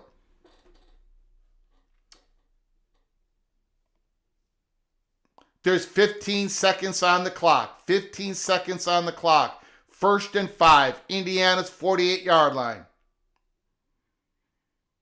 Back to pass. Going deep. Incomplete. 9 seconds to go. 2nd and 5. 9 seconds to go. If you do complete a pass, it's got to be for first down, and you got to be able to run up and spike the ball instantaneously. You got to be able, you've got to look at it as we complete a first down, we run up and spike it. It's got to be a quick throw, run up and spike it, because it's first down, the clock is going to stop for a moment until they mark the ball. Back to pass. Yeah. Now it's got to be a Hail Mary. Now it's got to be a Hail Mary. We got no more options left. We are a Hail Mary away.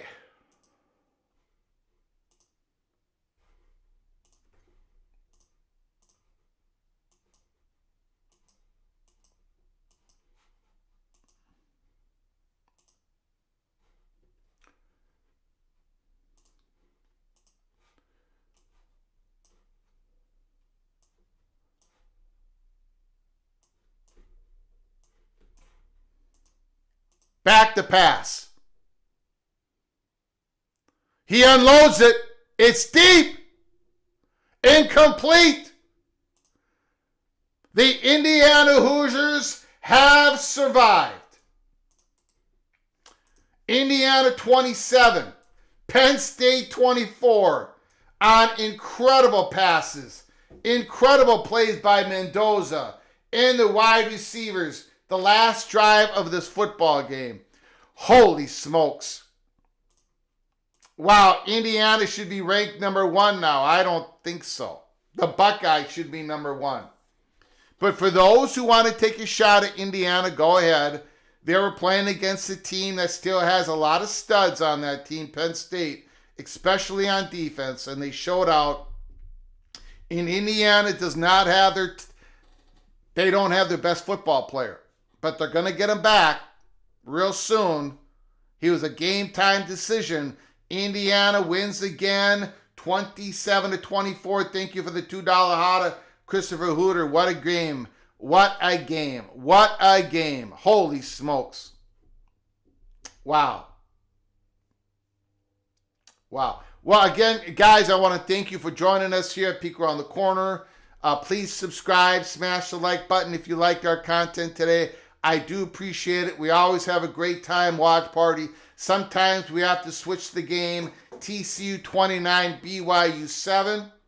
Hit the like so Greg's wife likes you. Absolutely, my prof. Absolutely, you're 100% correct. Got to get back for LSU Bama. I completely understand. Out to the gym. Thank you, Opie. Thanks, everybody, for coming on in. We'll see you tomorrow. Sunday Aftermath show. I don't think it's going to be Greg the Gold again. I see that I'm doing pretty poor already. But anyways, who cares? Who cares about that? Have fun watching Saturday college football. Until next time, from all of us at PATC to all of you, please, you all take great care of each other. And as always, God, family, Golden Gophers. See you tomorrow, Sunday after.